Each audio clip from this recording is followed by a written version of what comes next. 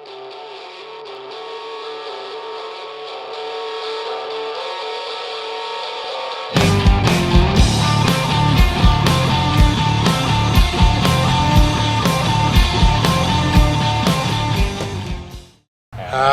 birthday to you.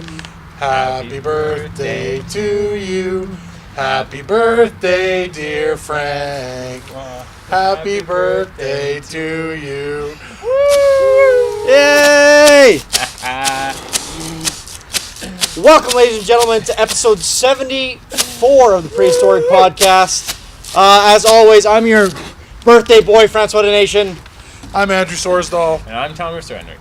And if you can't tell, I guess I did put a sweater on, but we are recording this at the same time we recorded episode 72. It's not my birthday. 73. It's all a fucking root. 73. This is 74. We did 73. This is all a ruse. It's not actually my birthday. My birthday is this Wednesday, but this will be coming out on my birthday. Magic of filmmaking. Transcends time. It does. It's forever. Ow! So, did you make a wish? I did. Good. I hope to lose my virginity by age 33. Yeah, I shouldn't have told you. It's not going to happen now. Fuck! Not being a 40-year-old virgin. not to not be a 40-year-old virgin. I was going to say, like, we brought the kegerator out. Oh, glow sticks! Oh, shit. Where Fuck, are we those? forgot to get those bad boys going. Perfect. Let's get them going. Fran gets 2. Because he's special birthday boy. Yay! Where'd you guys go? Just Dollar Ammo by my place. Oh, yeah. The one near here wasn't open, so we had to... We were going to get... Oh, there's only one in each thing? 2. Oh. Here you go. We're missing... Oh, there's connectors, yeah. I wanted to get silly string. To, like, coat you with silly string. That would have been silly. It would have been... The main thing for me was I don't want to clean up that mess. Yeah, that's fair. Does anybody understand the science behind glow sticks? I don't. I definitely don't. Yeah. I'm not sure, but These are terrible glow sticks that probably don't even work. No, they were great. It's just that we're being harbinged by 2 bright light sources. Yeah. If you didn't know it, well, I mean, if you watched that, kind of work. if you watched episode 7, no, they were great. Look, you put them in your hands. Oh, your mind's kind of working. Oh yeah, no. If you watched episode 73, you might have noticed that it got progressively darker and darker and darker as the episode went on. Because we didn't have any lights. We were relying on sunlight, and luckily we did a little bit too late, so we lost light. But this time we brought out 2 of our lights from downstairs, so we shouldn't have that problem this time. My neck is so large, this barely is like it's a Isn't joker. it? It's a joker. That's awesome. It's supposed to be a necklace. Look at this bad boy. This gives you an idea of how large my neck. Like there's first like it's not choking me. I was gonna say, look how much I can fit my whole both my hands in here. I can do like 2 fingers. I mean, chokers are fucking in again, I think. I'm gonna eat one of these before they go. Yeah, it's true. We gotta start gnawing these frozen. things. Ouch! Excuse me while I'm a pig. Okay, let's fucking get rid of these. Oh, that's in there. Come on, you prick. So is that ice cream on the top or is that whipped cream? Blizzard. Ice cream. It's whipped cream and Blizzard. Oh. there you go. Oh. Tell us beer. Thank you. Roscoe. You know, Gotta get my tall beer. yeah, it's all about. So, I just turned, or am turning, 23 years old, and according to my lovely, beautiful girlfriend, I'm old now. She said it's like, you're 21, whatever, you're 22, whatever. She's like, with 23, it's like, yeesh. She's like, that's old. 25. 25? Yeah, I disagree. Like 25 is where it's like, shit, I'm 30 in 5 years. 23, it's like, I still got 7 years till I'm 30. Like, at least 2 before I even start thinking about it. I mean, I'm definitely inclined to agree. The one thing I want to do on my birthday really bad, I don't know how I'm going to do it, maybe like SoundCloud, or not SoundCloud, sorry, Spotify. I want to make a playlist, because like everybody always talks about when they turn 22, they're like, oh, we're all going to play that Taylor Swift song. That's everybody sing when they turn 22. But I want to take all the songs that make reference to being 23. And it's like, that's a little bit harder of a gamble. Are there songs that reference There are. 23? There's a Blink-182 song. Nobody likes you when you're 23. What's my age again? Huh? What's my age again? That makes reference to being 23. Also, there's an Incubus song. What the fuck's it called? That also makes reference to the being 23 that I listen to. So I think there's probably others out there, and I want to make a playlist and be like, this is what it's like. All of them thus far that I found have been overwhelmingly negative, which kind of sucks. I don't want to go into 23 with a negative attitude like these artists seem to have done, but yeah, whatever, I don't know. I feel like if you're referencing such an odd age, like 23 is a weird age to be like, there has to be a specific reason. And for an age like 23, I feel like it's probably going to be a negative reason. Yeah. Just because it's such a random... There's not even... Like, no one, like, 21st birthday, everyone's like, Vegas, Vegas, Vegas. No. 23, it's like, what do you do on your 23rd birthday? Right. Like, Because it's like, 25 you can rent vehicles. oh, I haven't even rented a vehicle yet. I should have done that on my birthday. Just rented a sick vehicle. Oh, just go to U-Haul. Maybe you can get U-Haul down. I don't know how the rules work. But do you remember when we tried Had to move you and like, oh, but are you 25? No, I'm like that? But they 21. Josh was fucking around. Like, we went online. So this is back when I was in Vancouver, and Thomas was there at the same time. He was gracious enough to help me move out of there. And anyways, we were trying to figure out like what our game plan was for doing that. So we were like, oh, we'll get a U-Haul. That's a good plan. We went online, looked at everything. We were like finished applications or whatever, and it was like said nothing about age. And we were like, okay. And then, but then it was like you need to finish it by going to like one of our locations. So I think the first location we went to was closed or something. So we went to the second location, which I think was on Granville Street. Maybe. No, It was somewhere near downtown. Yeah. Anyway, so we went. Maybe. Yeah. We go inside and they're like, okay, yeah, you finished your application. Like, they're talking to us for a while. Never asking us our age. Just like, going. And then eventually, finally, they ask for like the ID or whatever, and they're like, oh, you can't do this at all. Like, what are you talking about? And we're like, what? There's nothing. It doesn't say anything about that on the website. No. And anyways, they're like, yeah, you can't rent anything. Like, sorry, that's not an option. Yeah, that was bullshit. I'm like, fuck. So then we decided to take my sister's decrepit vehicle. You drove it through the city. Yep. And it had no brakes. Nope. I would see. Barely started. I would see a red light 3 blocks away, and Oil hadn't been changed in probably 7 slow years. down, and I barely slowed down. And Barely a minute. without exaggerating, maybe exaggerating a little bit, but I mean barely exaggerating, they had to rebuild it from the ground up. The man called me and laughed when I asked, "Oh, what's wrong with it?" He was like, "What do you mean you didn't bring a vehicle? You brought a piece of wood with 4 square wheels, and you keep telling me it's a Chevrolet Optra, but I just don't understand." He's like, well, the seats work. No, yeah, like literally, like the engine and the chassis, decent. They're like wheels and everything, gutted. Yeah. Gutted. So we drove home in a newly rebuilt, I want to say 2008 maybe, an 07 or an 08 Optra. Beautiful, great drive through the mountains. Through the mountains, through a snowstorm, Through the snowstorm. through the prairies, Yeah. got home safe. Well, I remember that. I remember waiting for you to get here because you were coming to Saskatoon right away because we had to work. Pretty. That was right after we filmed that Steadies thing. Because you were going to try to make it back for that thing we were filming at the Capitol. for yeah, Steadies, no, yeah, I but didn't. you I wasn't couldn't. there for that. Yeah. Yeah, that was. We're coming up on our 3rd year. It feels like it's been a decade. It feels like way more than 3 years. Feels like it's been a while. Yeah. Not sure what is the time. But yeah. I mean, That chocolate wasn't very good. yeah, I don't know. I don't know how I feel about that. That little cupcake. It was good. Everything but the chocolate for me. Overall, it was good. Yeah. I mean, I don't really taste the cheesecake is my thing. Where's the There's cheesecake just on? little things. Those are Oh, those are the little squares. squares? Oh, okay. What was I going to say? The strawberry isn't super strong, but like, yeah, it's alright. It's not bad. I don't regret it. I don't regret that. Melted my hand pretty fucking good. Yeah.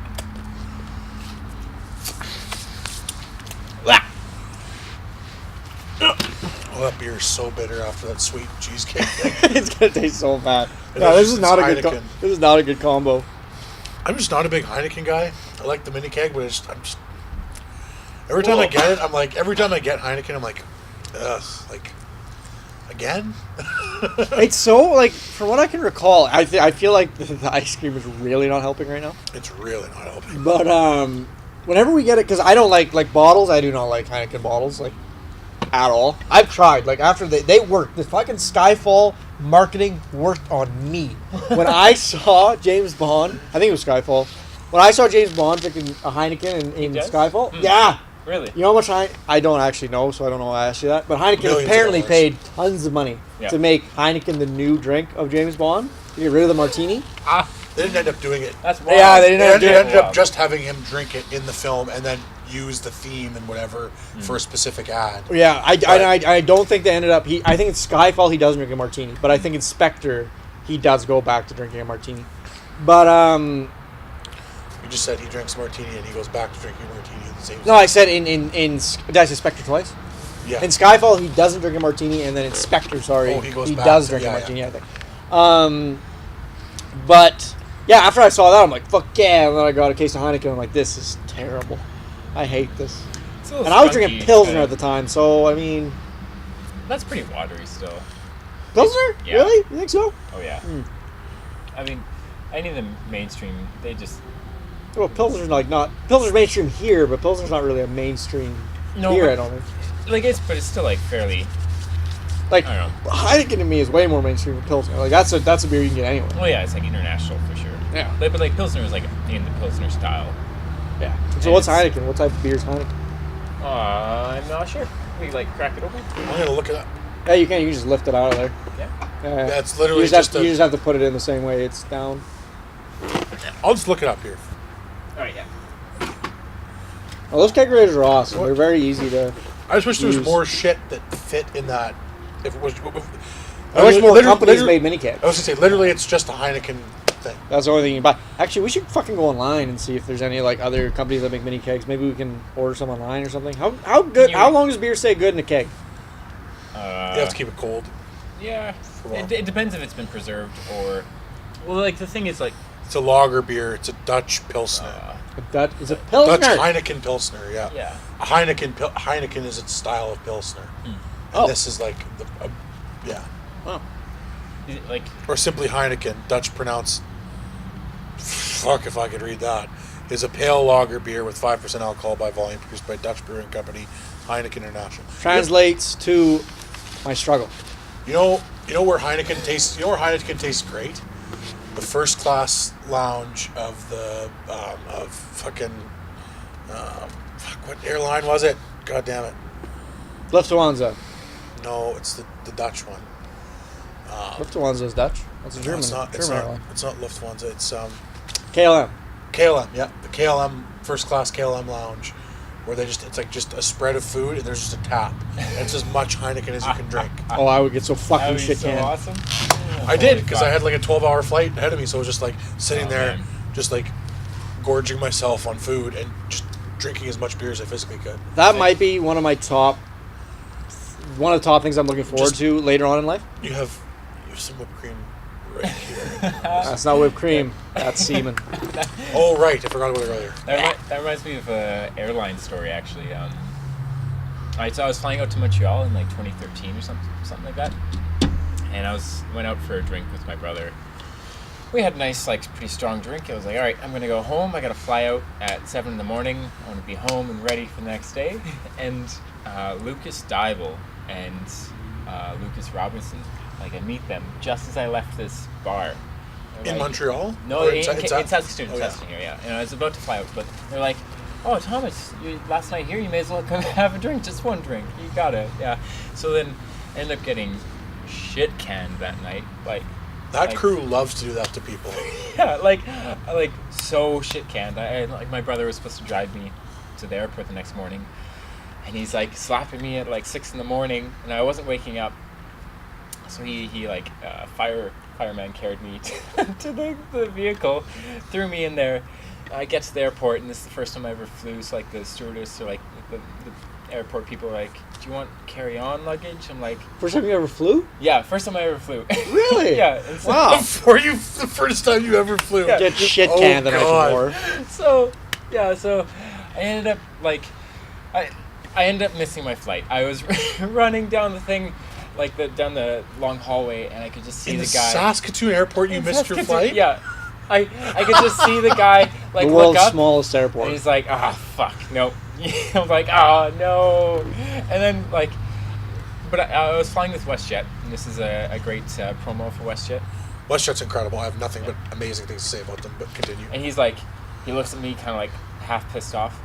He's typing away, print. He's like, here's a new ticket. Have a good flight. So I just shuffle 10 feet over, hop in a new flight, and I arrive in Montreal like 2 hours later at no extra cost. I was like, I can't believe the first time you were ever on a plane was when you went to Montreal. I missed my very first Missed plane. your flight. That's so And then- insane. What a way to start off your flying career. I literally sat down in my there was like a nice old lady and her daughter, and I came there smelling of booze, like just wearing the same clothes as the night before, and just passed the fuck out. Did not. That would have been a good flight. I missed the takeoff, missed the landing. That's the best. Those are the best flights. Those are the best flights. Yeah. Holy fuck.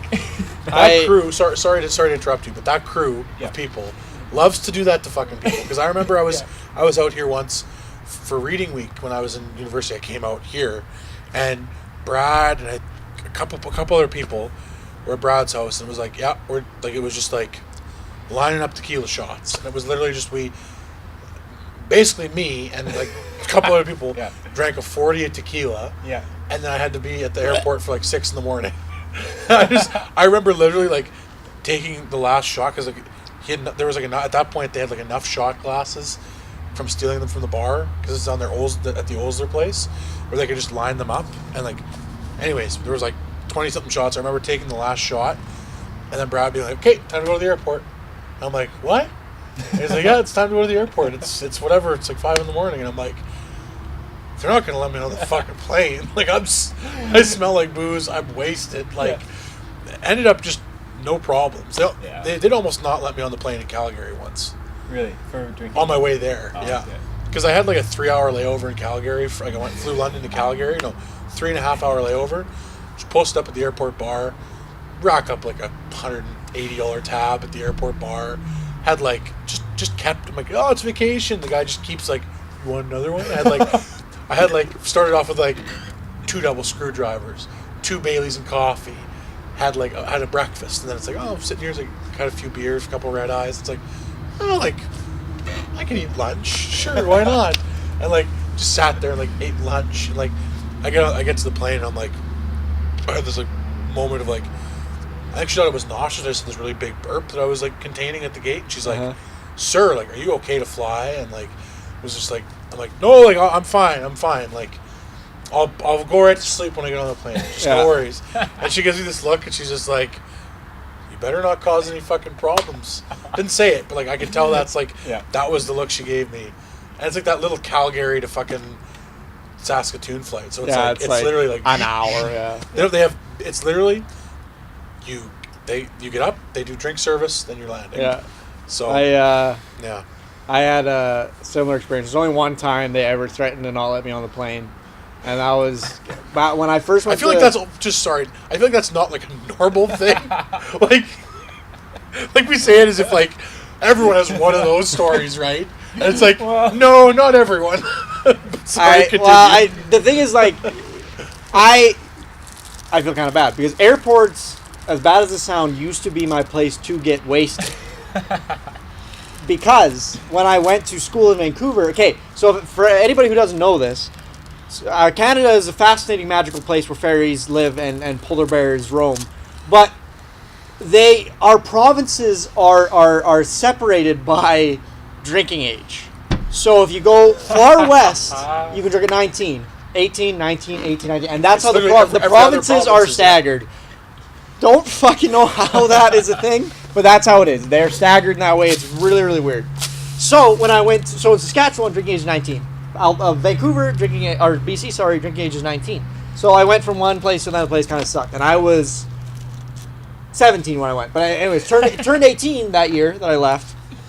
And when I would fly back to Saskatchewan, I would have to have a layover in Calgary or Edmonton. Yes. So I would be like, this is awesome. And my layovers were only like an hour, 2 hours, 3 hours max. So I'd be like, this is awesome. I'm going to pound as many beers as I can because it's legal. I'm legal to drink here. Yeah. So I used to do it all the time. I would just land, run to the nearest bar. I would be like, when's my flight? How many beers can I get in? Run to the nearest bar.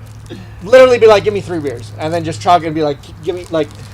I always bartender. How many like, beers? I love. This was back when I was hammering beers. Like this is when it's like I could like if you said we're drinking 11 pints in an hour, I'd be like fucking no problem, buddy. I'll go with the best of them. Now I'm terrified, but I don't know. I had a fucking mean streak in me when I was in Vancouver when I was just like I will drink as much beer as you want me to drink. And by you mean like yourself? Myself. Because you were sitting there in the airport bar. It's like in Jay Silent Bob Strikes Back with when he has the little devil and little angel. Same thing. Yeah. So yes, but anyways, one time, and I had two friends who were also from Saskatchewan that were in my class with me. So sometimes I would try to organize it, try to get on the same flight and that kind of a thing. So my one friend, his name was Tyler. I think he was 27. He was a bit older than the rest of us. Super nice guy. We organized that we would get on the same flights or whatever. And anyways, so we go. I think we were in Edmonton. Anyways, we're in Edmonton. I go to the bar and I start drinking. And Tyler, to his credit, was like he wasn't drinking like me, but he was very supportive of my drinking. I was like, should I have another one? He's like, yeah, why not? Yeah, why not? Just super chill about it. I loved it because he wasn't being like maybe it's a bad idea or he wasn't like super into it, but he was just like, yeah, sure, why not? Whatever you're feeling, why man. not? Yeah, it's like whatever you want. He was just being super chill about it, being a nice guy.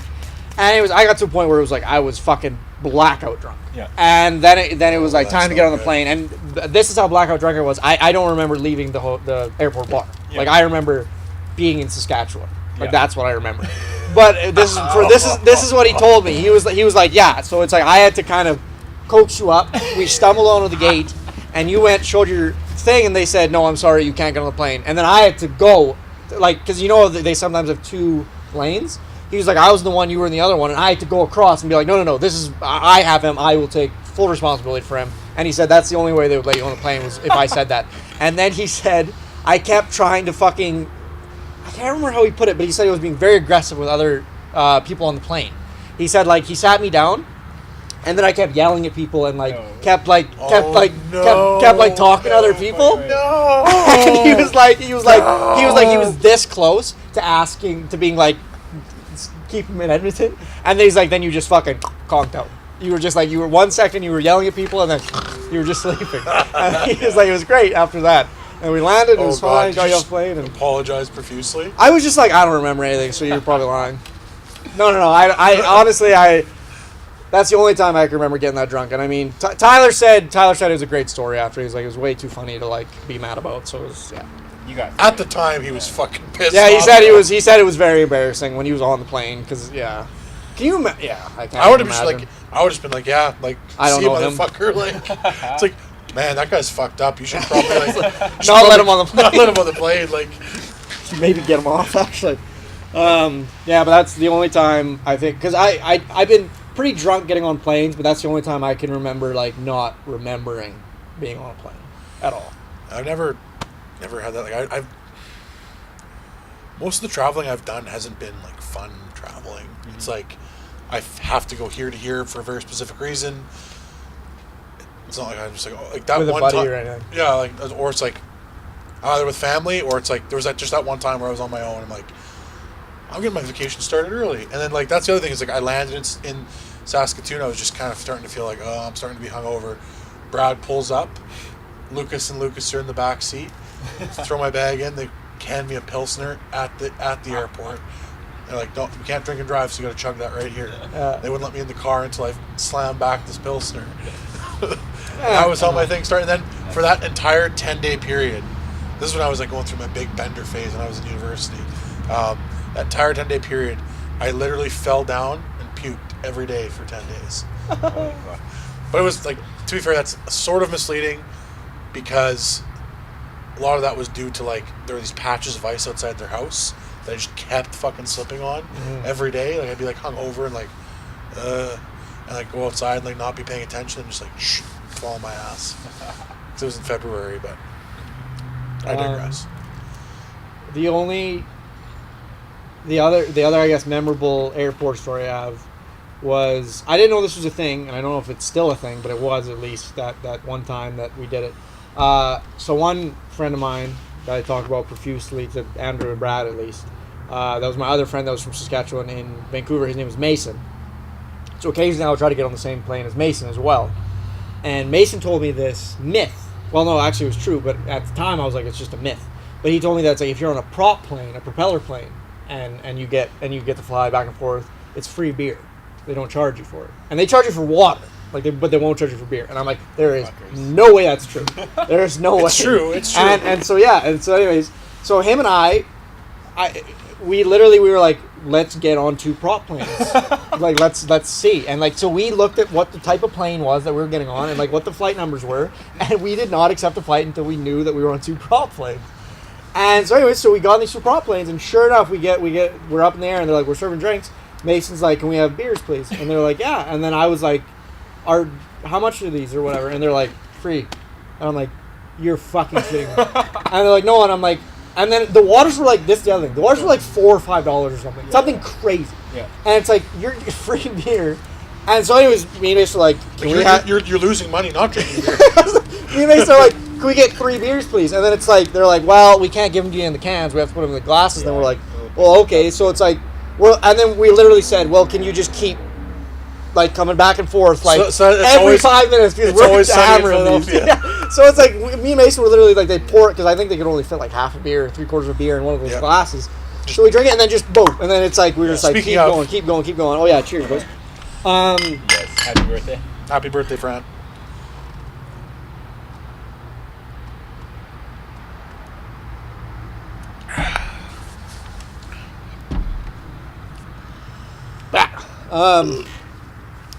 So yeah, and that, I don't know, that's like, if that's still a thing, that's awesome. Why is that a thing? It doesn't make any sense to me. Because prop planes are very inconvenient for a lot of reasons to people. But it's like, so give them free beer? I guess. Just kind of an incentive, I guess? I guess. Incentive. To fill up the prop planes. That's one thing like I've thought about is like, because if you fly plus... this is ridiculous. That foam, that's not... Yeah, I don't know. You gotta get a good angle going. You gotta... It's usually like a 45. Yeah, usually. But Renwick, this isn't like a standard fucking... He's right. God damn it. We've had some experience with this tap. This is the house tap, to be fair. Oh, I'm not doing great either here. No, you're doing way better. That's not great either, but I mean, before your phone was like fucking here. I know, yeah. All right, now that you've learned under Francois' tutelage. I'll try her out. Or just whatever. I hate this fucking beer, but I'm used to it already. I've thought about flying, just exclusively flying plus, because the other thing. What's plus? Plus with WestJet is now it's actually worth it because there's no middle seat. They have like a console in the middle seat, so it's just like it's the same space, but there's no middle seat guaranteed. So yeah, so you don't have. Okay, that is way better. You get everything is comped. Whatever you want is free. So how much more is it? It's like it varies. It's like 100 something more, I think. But you get like it's like I want a bag of Twizzlers and a sandwich and 17 beers. They'd be like, okay, that's worth it. If you're paying, I would say if you're paying under $150, that's worth it. Because I would just use and abuse it. Plus, you actually. I would just be like, I want 7 beers and I want 4 sandwiches, and I would just pack them in my bag. Plus, actually, I think you also get, I'm not sure if it still is, but you also get, like, the extra check bag for free. Yeah, it's actually nice. There you go. That's that's totally worth it. That's $25 to $50. I think I fucking saw a video about this, actually, because I was watching something before it was bullshit, because it was like, you got all that perks, but there was still a middle seat, and it's like... That's the thing, I saw a video about the no middle seat. Yeah, that's now what I saw. They just put this console thing in the middle seat, so you're guaranteed no one's in the middle seat. That improves. And for a guy like me, that improves your experience like 1,000%. Yeah, for a guy like me, it's like that is heaven. Like that's, I just have to pay for plus. You have to do the Kevin Smith. Do they make you buy 2 seats? They haven't made me yet. They almost should, but they haven't made me. Because I've also been flying with the last time I flew was with my mom and Drew. I flew with you. Yeah, we flew to Toronto. And we flew. So I've always been with enough people, so it's like I could spill over into Francois' seat a little bit. I sat with Brad and Andrew on You one in of the those middle. small planes Yeah. in the middle. You were cozy. Oh, I and was fine. comfy. I was fine. No, I'll never complain. I was totally fine. But I like just imagine that in your head for a second. It's very like. You were laying on our shoulders. No. It was amazing. That's the one thing. That's the one thing. They're very gracious side hosts, I guess. Like they both let me I feel bad. lay on their laps and let me lay on their shoulders. Like that was really nice. I think that speaking of flying, just because we seem to be on that tangent right now. Actually, I prefer that. I got to say that right now. I would much rather fly with Andrew and Brad than anybody else because, well, thank you. Well, maybe. Oh, fuck it. No, you're such a. That's bull. You're such a hard surface to lay on. But no, but I mean, like with my sisters, for instance, it's like, fuck off, like fucking two goddamn parrots. It's like, so I can't do anything with them. That's mean to say. They're pretty nice. But there's very few people that like you can so freely like kind of like just like you might as well have two like large pillows and then it's just like Yeah, that's accurate. But yeah, what do you say? No, just like speaking of flying, like one thing that really pisses me off is obviously I'm not the average flyer. Like I take up lots of room sideways. I take up lots of room. My legs can barely fit. Divert. And you have to crouch over when you're walking through the hall. Oh, yeah. Like I almost have to. And Yeah. like, So you have to do that. You have to crouch a little bit when you're walking through the. you would. Oh I yeah, do, yeah. you do. Yeah, Like yeah. walking, but like sitting up. Oh yeah, sitting Yeah, you're yeah. fine. Yeah. Well, So sit- can you imagine? That's the problem for me. Is like all my height's in my torso. So when I sit, Yeah. my head is literally like right up against the roof. The little fan it's thing over. is- It's over the headrest. I have to lift the headrest up if they can do that Yeah. to get my head. But anyways, what pisses me off, and I want to get your opinions on it, just because you're both pretty, especially Thomas with like your legs, people who recline and stopping people from reclining. It's like, because there have been times where like I've been in my seat and someone like reclines. It's like my knees are like right there, and they recline. They feel pressure, and then they're like jerk their seat back into my knees. And like there was one time this lady, she kept, I'm like, you realize that you're jamming your seat into my knees, right? And she's like, oh, I'm sorry. Yeah, It's yeah. like, how the fuck do you not know that? Like, The thing that you're getting caught on is a human being. yeah, No, I honestly like the etiquette is very weird behind because that. there's that thing. There's Yeah, like that there's that knee defender thing. Yeah. But it's like because I can't fault anybody for reclining because it's like it's this thing available to you. Like it's a button. It's not like it's this weird thing. It's not like it's Well, the argument that I always hear is, well, everyone can recline, so like, but it's like reclining back doesn't solve any of my problems. Like, no. I think what it should be is I think that the etiquette behind requesting that someone not recline shouldn't be taboo because it's like if somebody reclines, you feel bad for being like, hey, can you not do that? Like you're really fucking pushing on me. To me, what the etiquette should be is you turn around and you see, oh, it's a little kid recline or whatever. Oh yeah, You turn I around and guess, you see me. sensibly. You would be like, would you mind if I reclined? And even if you did, even if someone did that, I'd be like, you know what? If you go back a little bit, like I just try to go all the way because like, I don't have any room here. Like I'm also not going to be a dick about it if you ask me. But like, I mean, let's be honest. We're not working with a lot of room. Like your legs must be like right up against the seat, hey? Yeah. If you sit like this and like just normally, Generally, yeah. Like if someone's leaning back, it's going to hit my knees. But then I And, usually like extend to the side or left. But like, but that's Probably uncomfortable. do, yeah. You can't do that for like a 4-hour flight, right? yeah, like it's kind of inconvenience. I mean, like, but let's be honest too. It's like the recline on those things is like here's straight. That's recline. It's like it's not the person who's reclining. It's not helping your experience at all. Like well, that's the thing. That's it's exactly totally the argument perception. It's against- totally exactly. reclining, It's like yeah. totally a perception thing. Like you're not more comfortable being like as opposed to a 90, you're at a 95. Like Yeah. it's not more comfortable. I'm sorry. And in a game of inches, like Like that difference means makes a lot to me. a person. Yeah, because it's like like that's the thing.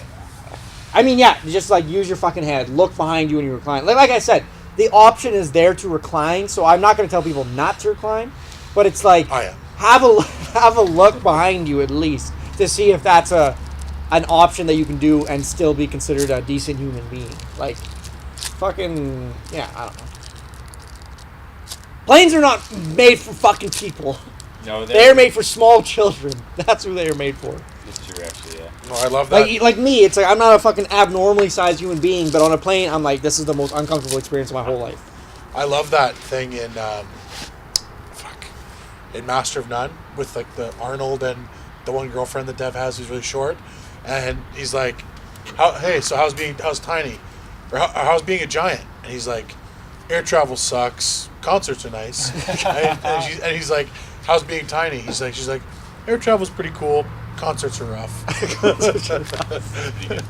And that just, to me, that describes society equalizes itself. Yeah, That is funny. Because I mean, man, when we went to Metallica, I don't understand how it always happens inevitably. Whoa. But it's like, for me anyways, it's like somehow someone who is just slightly a shitty kind of person to be in my viewpoint. Like, it's never somebody shorter than me. It's never somebody like way taller than me.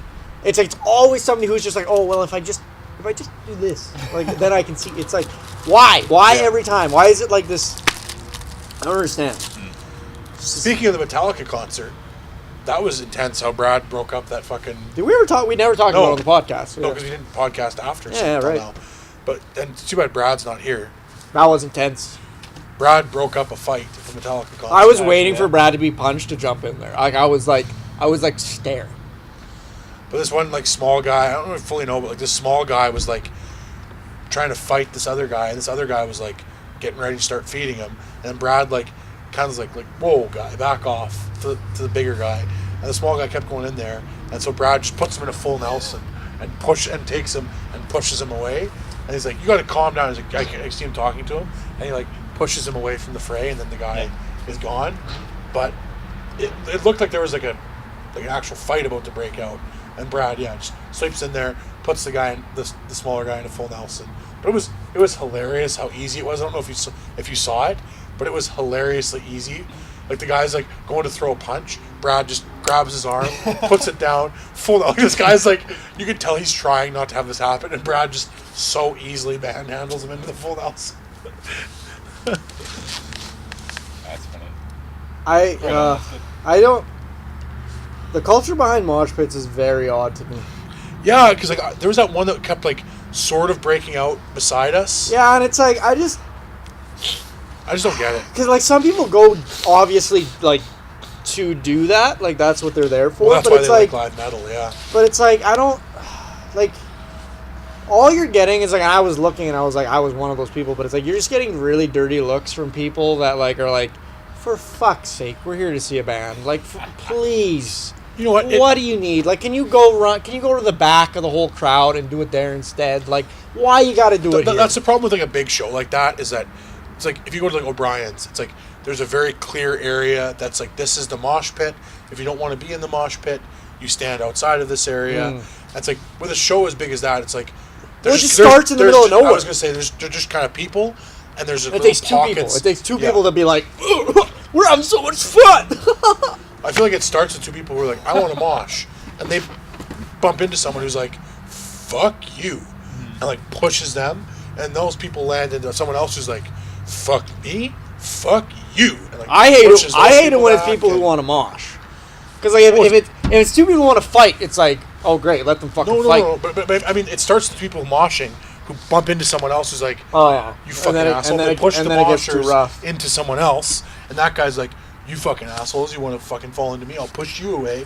And then it just starts this chain reaction of all these people who maybe don't want to mosh, but they keep getting hit. The ones that I find the most annoying are the people who are like, I'm here to throw, like, they're like, but they're not here to fight or be aggressive, but they're just like, I'm here to jump as high as I can and throw my arms as far as I can, and I don't give a fuck about who's around me. And it's like they just keep fucking, inevitably they keep falling backwards because they obviously can't keep themselves steady because they're jumping 17 feet in the air because they, that's what it's there for. So it's like, fucking guy who was right beside us. But it's like they keep jumping as far as they can up there, and then they land, and then they can't keep steady, and they go backwards, and they don't give a fuck about who they're running into, and they just go, and it's like, all you can do is this. And it's like, I remember at one point, I was standing beside like 4 other people, and we were just doing this, because it was like that's how, because people just kept jumping as high as they could. It's like, what I did, there was the mosh pit right beside us. It's like, I don't understand. There was a mosh pit right beside us, so what I did was like, I kept my elbow kind of like this. So whenever someone would back into me, Dude, just get my fucking elbow right in the fucking back. I'm gonna get. You know, I keep talking about like razor blades and stuff a lot, but I'm gonna get razors. You got you got your weird little X on your knuckles, and you keep talking about razor blades. I'm gonna get. You're gonna start wearing all Why don't you black. get brass I'm gonna get. knuckles? Well, no. Brass knuckles. What the fuck's that gonna do? You get a little nudge from metal. I want slicing. No, I'm gonna get some leather gloves. I'm gonna glue some fucking razors to it, and then I'm just gonna stand there. I'm just gonna stand there like at a concert like this. I'm gonna be like, don't get in my fucking space. You don't want to be cut. And then it's like, if they're jumping in front of me and they go backwards and they slice their back up, and I'm like, I'm sorry, bud. Your Honor, this is Exhibit A. Exhibit A. I was a witness. We're both witnesses. I just like God, like I just don't understand how you have so like it's almost anti-empathy for your fellow concert goer if you're 100%. you're just there for totally selfish reasons at that point. It's like you're not there to experience something with other people. I think you're there to be an asshole. I think it's mostly obliviousness and less like malicious, like it's fuck up, whatever. But yeah. it's like the result is the same. The result is everyone around you's pissed off. Everyone who doesn't want to mosh is pissed off. But it's just like don't do anything in which you might lose control of your footing. Like, don't jump so fucking high that you fall down and then you stumble backwards into a bunch of people. Like, don't do that. Especially in a crowd of 40,000 fucking people. It's like, don't. But this is also like a heavy rock, right? And it's Metallica. They're Metal. They're for sure like they're thrash metal. I think is technically depending on how like genre specific you want to get. I mean, if it's fucking a new band from if the band came out 3 years ago and it's this heavy metal band, whatever. Metallica's been out since they've been making music since the early 80s, I think. It's like, I'm sorry, but a huge populace of the Metallica fan base are senior fucking citizens at this point. They're like 50, 60-year-olds now. Like, a huge percentage of them are not these fucking idiot kids. Yeah. And, like, we are kids. We are idiot kids, and we don't feel the need to fucking do that. Yeah. Like, I don't know. Come on! It's still like it's still kind of alternative. Like that metal scene is. They're all about not being mainstream. They want to be like counterculture, man. Well, but like like metal is kind of violent and it's portrayed as like hardcore and. So bring a knife and start stabbing. No, but that's ridiculous. Like, if you want to be violent, be violent. But like. Well, look at Lamb of God with the Wall of Death, right? Like that's. I know what you mean. Like, yeah. I agree, but. I mean, then Metallica make it a staple. Then be like, if Metallica goes, "Hey guys, start fucking jumping obnoxiously high." My point, like was Lamb of gonna, God, like my point was going to be that like, what do you do when you're Metallica and you're a mainstream metal band? Like Metallica is a mainstream band. Yeah. Like they're not maybe the mainstream band. Like they are biggest mainstream. They for sure represent mainstream rock, I guess.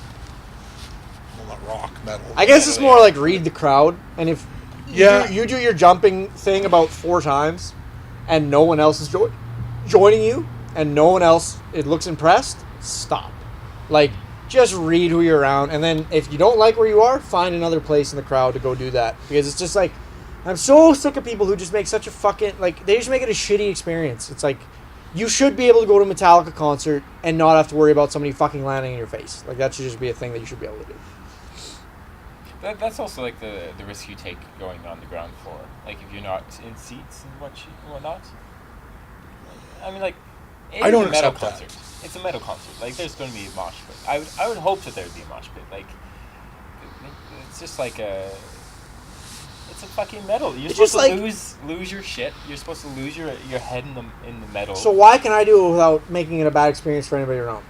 Why can I lose myself in the music and not make it a shitty experience for everybody around me? Why can I do that? But Why do some people like Coke and others like Pepsi? Coke is good. I'm not gonna say it's very fair, or like everyone's gonna enjoy it, but like it's kind of like the tradition and the culture of metal. Like like metal's. There's something there for sure, Thomas. I think it's like again, like once again, it's like I hate that as an excuse because it's like it's a license to do anything because. It's like, why? Oh, well, it's because, man. It's Metallica. It's like, no, fuck you. I'm saying it's because... Don't fucking jump into my face. It's because of the culture. It's because of, like, that's what you do. Like, you're supposed to be... Well, let's change... Well, what I'm proposing is let's change the fucking... hardcore. Let's change the culture slightly so that I can listen to Metallica without wanting to kill everyone around. What Thomas is saying is he's victim blaming right now. what's happening. Oh, he's blaming us. I am. You're the victim I'm the victim. You're the victim of mosh pit violence. Yes. Unwanted, not like you went into the mosh. And he's saying it's the culture. That's what you're doing. Yeah, fair enough. Okay. Yeah. Right, To draw a parallel. I mean, Even though it's a very extreme example, it's like, I'm right away bringing up the hit. Like, this is a Hitler bomb I'm dropping right away. I am just to be using, funny. I mean, we brought up Hitler in the last podcast too, didn't we? I am using Briefly, the I culture think. as an excuse, I guess. But yeah. No, it's true though. Like, for sure, those people know that they can get, like, you're not going to get away with moshing at a Taylor Swift concert, obviously, right? Yeah, like, yeah. it's for sure something that is, to some degree, is inherent in going to a metal concert. Is someone somewhere is going to try to mosh at some point. But I agree with Fran. It's like Metallica is not the band to be like. You want to go see Lamb of God? Go see Five any Death of Punch. any of I the- got punched in the face in Five Death Punch. Yeah, You I can remember attest to that. Yeah, I remember that. And That I is did not just- complain. That is mosh pit such was wild. that is such a A ridiculous guy punched me in the thing. face. And you weren't even in the mosh pit. You were outside the mosh pit. Hey, you fucker! Get in here. To me, Fight me. to I me, got a very punchable face. to me, it's the fact. I'm the guy that people are like, you gotta change your face. You gotta change it quick. Yeah. Change it quick. And So, something you're- about your face just makes me want to punch it.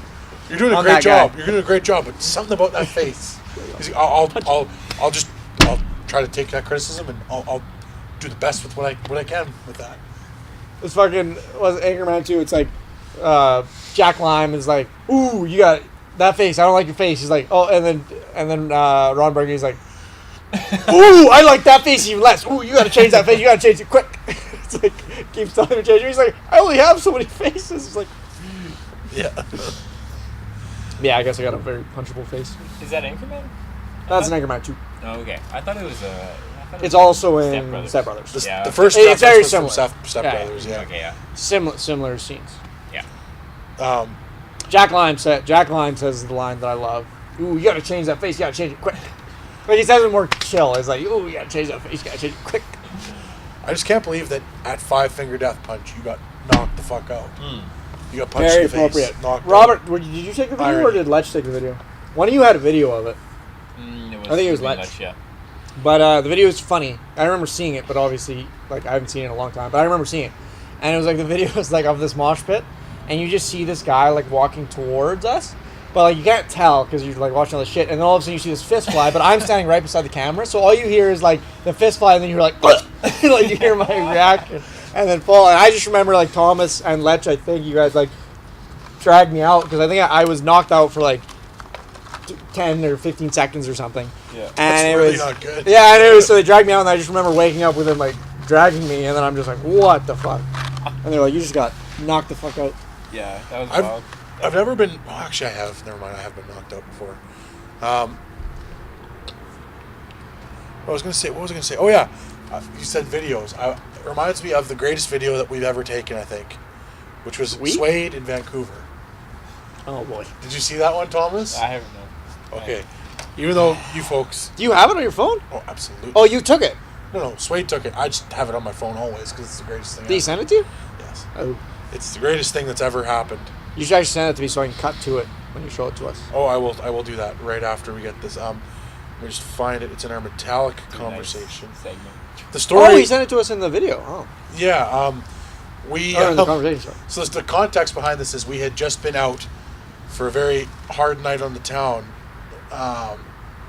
Did things that maybe. Oh no, that was the next night. Sorry. Yeah. We had a crazy weekend in Vancouver. Like Yeah. we fit a lot of things in. What are Saturdays for? Hey, Francois. What are Saturdays for? He's so free. We were. Watch it again. Hey, Francois. What are Saturdays for? Okay, now just let them listen to the audio. Play it again. You should just cut that in. That's so good. Hey, Francois. What are Saturdays for?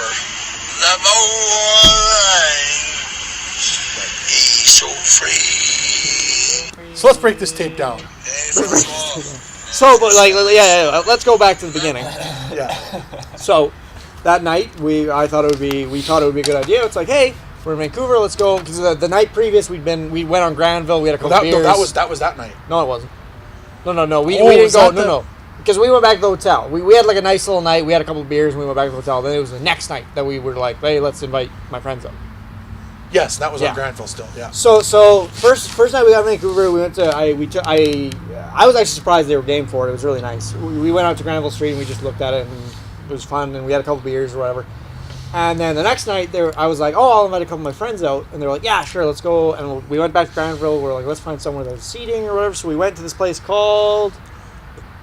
They showed weird movies with subtitles, live DJ. Well, it was and a they good had movie movies. they had going. It was weird. They had, like, they had Minority Report. Minority Report. Fuck yeah. And then after that, Love that movie. It was weird. Yeah, they had Minority Report, and they had a weirder movie after that. yeah. The next movie I agree was weird. It was like Minority Report is a weird movie for a bar, I guess, baseline. But like, it was like some serious drama. Yeah, I can't that's remember what what it it was. was. I remember But, thinking like they're playing this movie with it subtitles and a live DJ. it was a cool little bar. It was though, cool. I guess. Don't I get mean, me- like, it was I gotta say the beer selection was awful because they're one of those places that are like It's a cocktail bar. We don't have any like real beers. We just have all these weird craft beers, which was shit. They're But just the same thing. It's just different branding.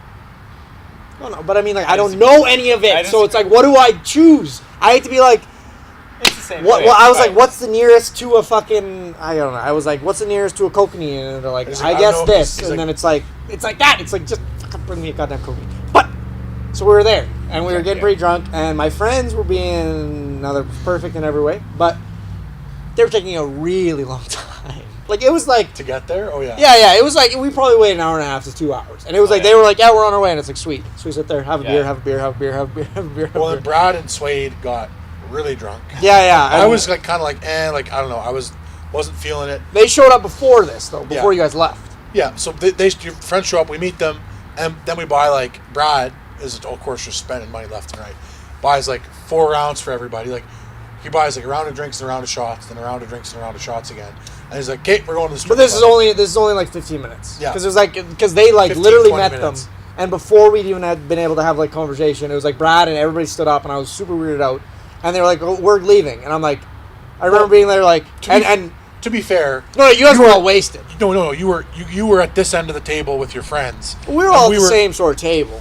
We couldn't hear your conversation. You couldn't hear us. Like you guys were having a conversation over here, and we were having a conversation. But over I mean, here. to be fair, it's like we were catching up, and like I had planned. I know, but I'm just saying. the plan in my head was that what it it would seems merge. what seemed to you to be abrupt was we were sitting there like, okay, and like nothing wrong with that, but it wasn't abrupt. It wasn't as abrupt as you made it seem. it was pretty abrupt. Like it wasn't not abrupt in any way. Like it was like I concede that from my your friends perspective. like from my friends' perspective too. They were like, we just got here and they're leaving already. Like that's how they felt.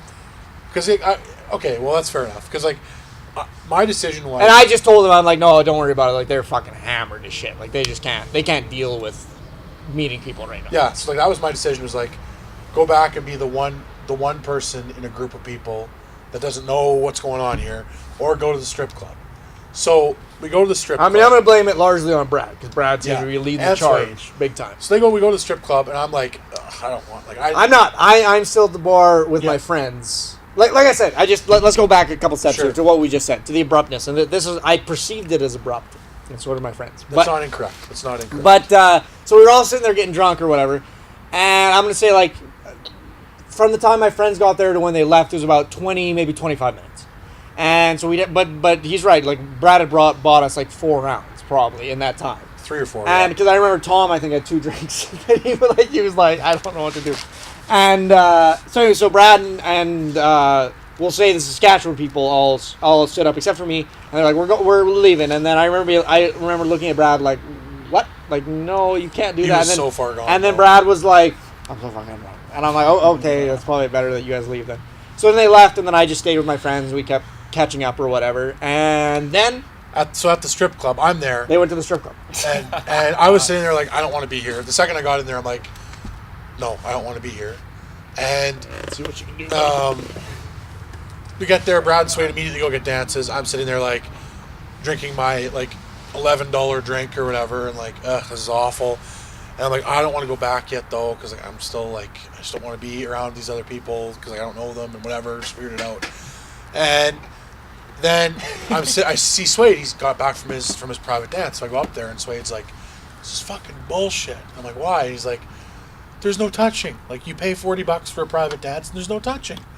And he's like, all like, he's indignant. I think it's the most hilarious thing ever. And then, so I'm sitting there beside, so we were both like, yeah, we should go. Like, this is bullshit. Let's go get drunk. Let's go back and like hang out and whatever.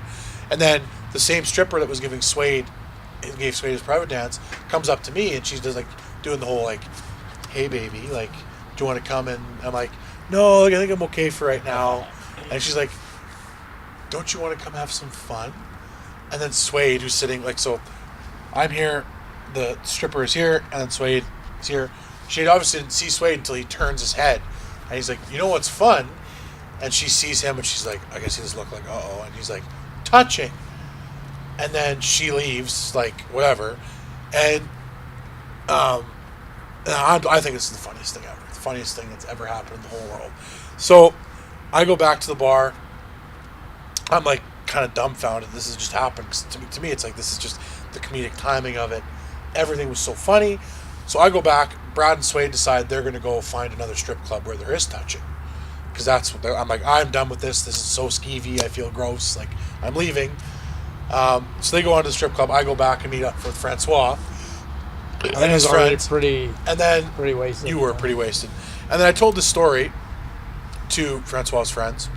And Tom, bless his heart, laughed a little bit, chuckled. Tom is like the nicest kid ever. Tom thought it was at least... Didn't treat me like I was a leper with a dickhead He's being leper. polite. He was being very polite. No, more than polite. Well, I'm just friendly. like he's being like a normal. Yeah. Like if you're going to be nice to someone. What I would expect. He's being nice. What I would expect from a social contract Interaction. with someone. Yes. Who's not just like some random guy who has no connection to you, who's just walking up from the street to talk to you. Yeah. Anyways, so that happened. Francois's friends didn't like me or that statement. That story. Except for Tom, who I would love to see Tom again. I love Tom. Tom, if you ever watch this, I'll tag him in it. yeah, please do, because Tom, you're fucking, you're beauty. He's a gem. So anyways, then Fran and I think his friends leave shortly after I got there, and then Fran and I are just sitting there because we're like, I don't remember this. We're like, might as well wait for Brad and Suede. So we sit there until last call, and Suede gets there. My friends left already? Yeah. Okay. And Suede gets there because he and Brad got to go back to the hotel, but Suede comes to us. And Parkin Lane and her boyfriend. They'd already left. Oh. No, but they were in that picture with us. So they must have came back. They did come back. Yeah, they came back with me. Yeah, that's right. Oh, they were... Yeah. But then they were kind of doing their own coupley thing most of the night. Yeah. Anyways, so then we're all sitting there, but they're, like, again, they're doing their own coupley thing. We're sitting there. And then... I don't remember anything. Last call happens. Suede gets there right after last call, so he doesn't even get a drink. And then we had to wait for, like, it was raining, and we had to wait for, like, 45 minutes to get a cab, just about.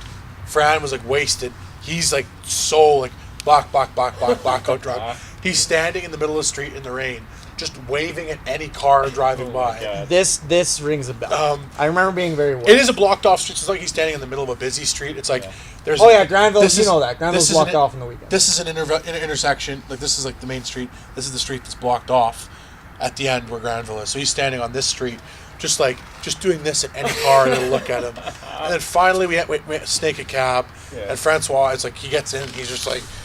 You know, when you get that drunk, like your movements are so like they're like just jerky, like it's like you're like possessed by something. You're like trying to remember how to like move your arms again. It's like this like pop and lock dance where you're like. I'm gonna attribute it to like I have well documented restless legs, so like it's very hard for me to like keep my legs under control even when I'm like totally like sentient. Yeah. And so it's like I feel like when I'm drunk, it creeps into the rest of my body, and I just start moving in ways that I don't know. That was gross. Excuse me. Or maybe I'm possessed. That could also be a thing. So, anyways, we get in the cab, and I'm in the front seat. Suede and Fran are in the back, and Fran is just having a time. Like he's just like back there, like like trying to fall asleep, but he's like obviously like so drunk. And then Suede I guess it was a Snapchat or something or a video. I don't know. Takes the video. He's like just because the whole time we've been like. This Saturday for the boys, so it's like, hey Francois, what are Saturdays for? And as you can tell in the video, Francois is barely able to speak, so he's just like, he says, the boy, and then Suede, for some reason, decided to sing that next part. He's so free. And because it's a Snapchat, I assume, he couldn't get all the way to the frig. He's saying, he's so free. But it just sounds, he's so free. And the next morning, we're all laying in bed in the hotel. We must have watched that video, honestly, it was 30 crazy. or 40 it was times. fucking insane. Maybe almost 100 times. It was enough. It was enough to the point where I was very irritated. Like it was like I thought it was very funny the first like 12 times, and then it got to the point where it was like oh, okay. Swade, but Swade never stopped. Yeah, Swade and Brad never stopped. All Never three of us were stopped laughing the whole time. Like I get why you wouldn't think it's funny just because it's you who's the subject of the Well, I thought it was funny the It's so first but no, but honestly, we watched it an obnoxious amount of times. Like it was like I thought it was hilarious the first like 10 or 12 times, but then it was like but maybe that's just me. But I got used to it. Oh, It was I like- still think it's one of the funniest things that's ever happened. Oh, it's hilarious. He's But you so saw. free. Yeah, I I like like that. That was I think very rarely do people document me being that drunk. And the fact that Swade was still wasted and he remembered to save it. Yeah. Like, everything about that video fascinates me. Swade is very on the ball when it comes to Snapchat. So it must have been a Yeah. Snapchat. Like he's very on the ball. Well, it's the time frame, everything suggests this was a Snapchat. Just to osmoregulate. No? Okay, this is going to be an hour and a half podcast. Why is that? Because I decided. Because you turned the thing wasn't recording. No. It's just like we're already an hour, and I feel like we got a lot of beers We got left some here. beers. Yeah. Oh, yeah, fair. So These are not we'll going make it down. another half an hour. Look at that! Same price, more value. Which is saying something because you're not paying anything, you piece of shit. You know how much you pay for an hour of content anywhere else? I have no idea. Now, are we really generous or do we suck that bad? That's for you to decide. No, that's for me to decide. Suck mine, Terry, fold flaps. Like it, and comment. Nah, I'm really these glow sticks just like in this setting don't work at all. Because That's why it's funny. on film, you would have to have all the lights off for it to glow. I mean, like, I guess it's the same thing as in real life. You'd have to have all the shit. No, well, oh yeah, I guess turn them off for a few seconds here. yeah. Here we go. You just have a. Where's the fucking thing? I don't know. It's green. It glows green. Oh, there it is. Oh, I can't see. All right, this is for the glow sticks. I don't even know if this will show up on camera. This is the honestly. rave portion of our podcast. We'll let her go for a little bit here. Just Like, because I don't. Do you think this will even show up on the camera? I don't even know. Probably not. Well, We're gonna do I it don't anyways. know. We're gonna do it anyways. Because fuck you, that's why. Okay, what's a good thing to talk about while we're in the dark here? I'll give it. Let's talk about something in the dark for like 5 minutes here. Hey, here's the thing. Let's talk about the Blade franchise. Woo! Love that. Random. franchise. Yeah, me too. So good. Okay, here's the thing. So everybody's talking shit right now in the media. They're like Black Panther. Oh, he's the first black superhero. Go on screen. Sorry. Go fuck yourself. Wesley Snipes, Blade, the Vampire Hunter, was the first fucking black superhero on screen. That's a Marvel character, motherfuckers. He fucking I never thought of him as a superhero. same but universe as Captain America. Same universe exists in. He's fucking badass too. And Wesley Snipes, perfect. Can you name a better fucking guy to play Blade other than Wesley Snipes? No. I mean, maybe it's just because we grew up with him, but I mean, like, I honestly I can't think of a better. I person feel like to play Wesley. Idris Elba could pull off a fucking sick Blade. But that's because Idris Elba could do anything. I'm actually with you on that one. I would love to see Idris Elba's Blade. His take would be very different, for sure. But it would be awesome. It would be awesome. It would be awesome. He'd be a much more volatile Blade, I feel like. Okay, so here's another thing. So Blade 1, I feel like everybody agrees is like a pretty good movie. Blade Yeah. 2, I feel like everybody's like, that's a really good movie. Blade 3, people hate Blade 3. People hate Blade, I'd say Blade 3 is, Blade Trinity. Mm. People hate Blade Trinity. Ridiculous. They I say it's think. awful, and that's what killed the franchise. Okay, Thomas, but from your perspective, why do you think people hate Blade Trinity? Like, if you were to analyze, if you were to guess why people hate Blade Trinity, why do they hate Blade Trinity? I'm not even sure. Like, the actors were good. The music was good. Like, the storyline was like, but like it was good overall. It's like The thing is, like, It's just some ridiculous shit, though. but it's not Yeah. more ridiculous than 2. It's Huh. not more ridiculous than 1. Like, it's like, I don't understand, like, the tone was maintained, as far as I'm concerned. it's not very horror-y. Oh, maybe the first 2 were more scary. Yeah, Like, I'd a go with little that. bit, I'd but There it was the edge I would to go them with for that. sure. There was the edge Yeah. to them. More bloody, That the third more one didn't bloody have. too. I'd say Yeah. the first two. The Like, second a lot one more especially bloody. was very bloody. Yeah, but like that didn't. The lack of that, I felt like didn't ruin it. Like they No. filled it with other content that was. And like I thought the Ryan humor- Reynolds was a great addition. The humor was fantastic. I mean, maybe we gotta watch those movies again because honestly, I haven't like, watched the third one in forever. because honestly, it's kind of like it's not even polarizing. Like, I feel like we are like people who like Blade Trinity. Like Brad is another person who likes Blade Trinity, but like us, the small group of us, we're the only people. Like mostly people hate Blade Trinity, and it's almost like Spider-Man 3 in that sense. Like in the way that everyone hates Spider-Man 3, everyone hates Blade Trinity. But But Spider-Man but 3 I is love terrible. but I love watching Blade Trinity. Like it makes my day. Like the laser beam bow thing. You know what I'm talking about? Yeah. That she has. That thing's awesome. I don't know. That movie makes you so that this is gonna shock people. If I'm gonna watch a Blade movie, Blade Trinity is the one that I want to watch the most. Which Now, is how do you feel about the Underworld franchise? they're all terrible except for the third one.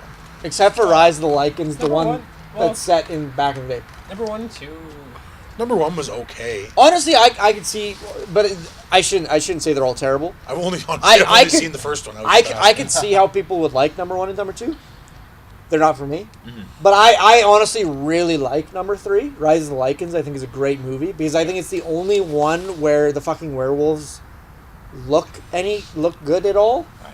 Whereas I feel like in all the rest of them, they're done mostly practically in a bad way. Yeah. And when you ever see them in CGI, they're done really bad. Whereas the third one, they're like mostly just CGI, and they look pretty good, I guess. Consistent, anyways. Yeah, they look. And the movie's set like back in the Middle Ages, so it's like this cool. It's swords and horses, and like I just love that shit. So I like Rise of the Lycans a lot, but yeah, I don't know. I watch every fucking Underworld movie. I should mention that too. Like every time an Underworld movie comes out, I fucking see it for some reason. Came back and said it looks hot. It seems right up your alley. Everything about it. It's like there's guys wang jangling their things. They have and their swords, and there's vampires, and there's like mythology and all that stuff. But those movies suffer from the nighttime disease. I don't know how else to explain it. It's kind of like there were parts of Pacific Rim that suffered from this, and there were parts of what am I thinking of right now? People are skeptical. What do you mean? Movies where like the big action sequences happen at night, and it's very difficult to see. There are certain big budget movies that have suffered from this disease that they felt like they needed to have these big action sequences at night, Which is where it's just super stupid. Well, it's just motion blur and darkness. Like Well, you can't see anything. shit. Yeah, you can't see anything. So it's like, fuck this. Like, why wouldn't you just set this awesome fight scene during the day so I could see? Or something? at least in some fucking lights. Yeah, and the entire Underworld franchise, that is it defined. Like every action sequence is at night or in darkness, and you can barely see what's happening. Yeah. So I don't. Underworld's a weird one for me. Like honestly, Underworld is a franchise that if you were like, we're gonna wipe it from the face of the earth, I'd be like, I don't give a shit. Like also wipe would, it from the but- face of the earth. Yeah, Let it die. yeah, let it die. But it was good while it lasted, but let it die. I don't even think it was necessarily good while it I- lasted. no, I- but no, you're like, right. but yeah, sure, let it die. I didn't mind it. Like the first one was not that bad. But if that's where you're starting the franchise off at, it's like the first one was passable. Like and it's not a solid place. the first to, one had the cool monologue at the very beginning, which I liked. Yeah, I remember that Yes. being a cool tone. Right. But other than that, I was like, whatever. Because the first Underworld came out before CGI was really even a thing. So it was like, the movie's hard to watch. Like, watching the first Underworld is like, I'm trying to think of other movies where it was heavily action, but they didn't. Oh, X-Men. Watching the first Underworld is kind of like watching the first X-Men.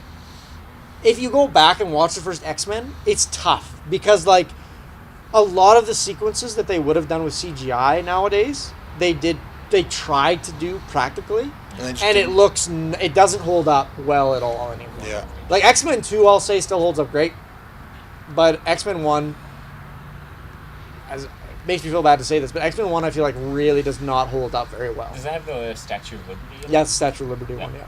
I can't can't remember anything else but that like Statue of Liberty like sequence. The Statue of Liberty seems pretty cool, actually. Like that sequence holds up pretty good.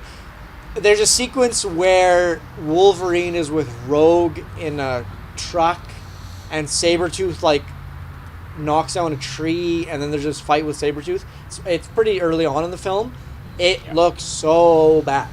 Like it's like you can almost see the wires they're on. It looks so bad. It's like it's like it.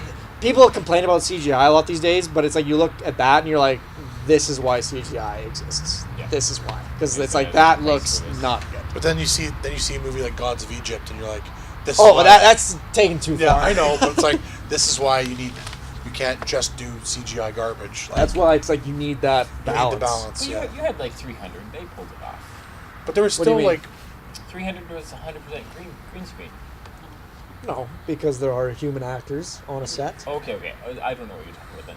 Gods of Egypt. No, Gods of Egypt. Well, no, Gods of Egypt has actors, but no, that's different. Like, Okay. 300 is an example of how you use CGI. Like, and that was a stylistic choice. Yeah, Like yeah, that was fair like enough, it's like there are scenes like when the rhino's running. It's like that's a CGI creation, but because of the way that they made everything look, it fits with the overall tone. Yeah. Gods of Egypt looks like a CGI Nightmare. vomit, like Yeah. a diarrhea, like an abomination. It's like it's They would have needed double or triple the budget that they had to even attempt what they to pull were it doing. off. Yeah, Even it's then- like even it's then like it you probably don't wouldn't you have don't have the worked. budget that you want, so then you try to hide it with CGI, but not good CGI, like cheap CGI. Another though, Beowulf. That film, I love that film. a lot. But that's because the whole thing is CGI. Which and film? I agree with Beowulf. Oh yeah. And I agree with you. The whole thing works because it's all done. It's all the exact same.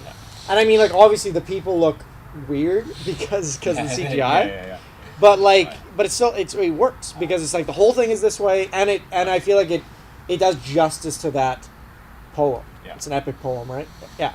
There's that one scene where Beowulf has like the monster trapped in the door. Grendel. He's like, I am the Ripper, the Terror. I am the terror in the night. I am Beowulf. And he slams and like cuts the arm off. The movie's so Grendel. bloody. That's scary. Fuck, That movie's that's great. So badass. Okay, let's turn the lights back on.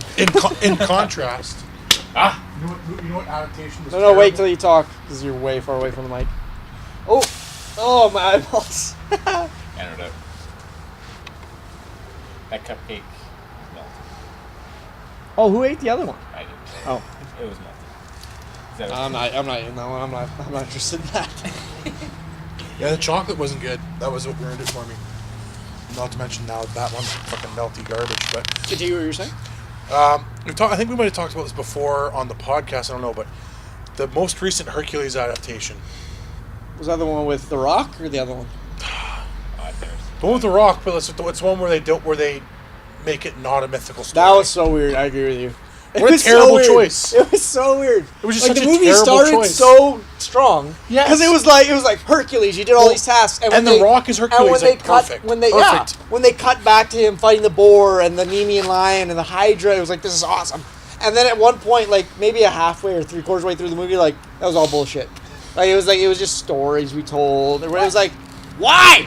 Yeah, that's too bad. Why? It was like the movie was going great. Why did you do that? Why are you trying to make Hercules more realistic? Like, why, who's interested in that? You want to believe in the hero, and like if you ruin the hero, that's half the trouble is like believing the myth. And if you crush that myth, like why do you want to do that?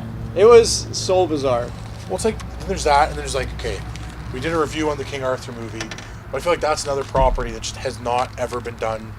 Oh, Disney justice did it it. Disney did deserves. it good, but that's a cartoon and the, it's the different. Sword and the that's for kids. Stones, like yeah, like that's. I'll be back. I gotta piss. The Sword and the Stone was fine, but again, Yeah. for the kids. What a kid. I feel like we're gonna hear Fran pissing off camera, but It's- no. And then Robin Hood. Has there been a good live action Robin Hood movie?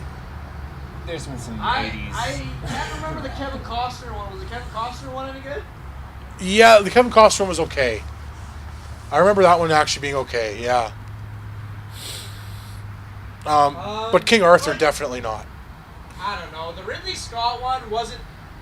Once again, they tried to take it too literally. Yeah, I It agree. wasn't bad, but I mean, like, it was weird. It's just like it just wasn't every choice they made. It's like why make it Why not just do it? Why not just do Robin Hood? Why do you got to make it real? Yeah, exactly. Why do Robin Hood when you're obviously just trying to make like another medieval epic? Like, Yeah. I'm fine with you making a medieval epic or making a Robin Hood movie, but don't try to like. It was the same with that. Did you guys bring up the Clive Owen King Arthur movie? I was just about to do that. Yeah, the Clive Owen King Arthur movie, fine movie, not really a King Arthur Yeah, movie. it has nothing to do with King Arthur. Describe the plot for this movie. Came out, I think, in 2004. What was totally changed who King Arthur was. But first it of all. tried to integrate it into history. Yeah, History. I think I've seen this. I watched it quite a bit. I watched It's it. a good It's movie. a fine movie. It's a good Yeah, movie. But like, I enjoyed it. It's just not a King Arthur Not the movie. it has nothing to do with King fairy Arthur. tale. It makes King Arthur this Roman general, and it's like, Yeah. why? Yeah, it was interesting. I just feel like you could have made the exact same And movie. Guinevere is like Yeah. this, like, she has blue paint Like, on her you- at you one could- point, and they, she's like, they she's literally like, could have made the exact same movie without it being King Arthur, and it would have been a great movie. Oh yeah, totally. It could have just been about some random Roman general. Yeah, absolutely. Everything the same. It wouldn't have sold as good because King Arthur. Because it does have the King sounds- Arthur name. Because I think they just called it King Arthur. Like there was no Arthur. subtitle. No, I think it was King Arthur. I don't think it was called Arthur. But No, you're like, right, why King the fuck Arthur, would you King see a movie Arthur. called Arthur? No, King Arthur. No, because Arthur is. I'm stupid. Arthur is a Arthur. comedy. It's a comedy from the 80s, I think, with fuck. It's a movie my mom and her siblings love and quote all the time. Oh, I think I know what you're talking about. Yeah.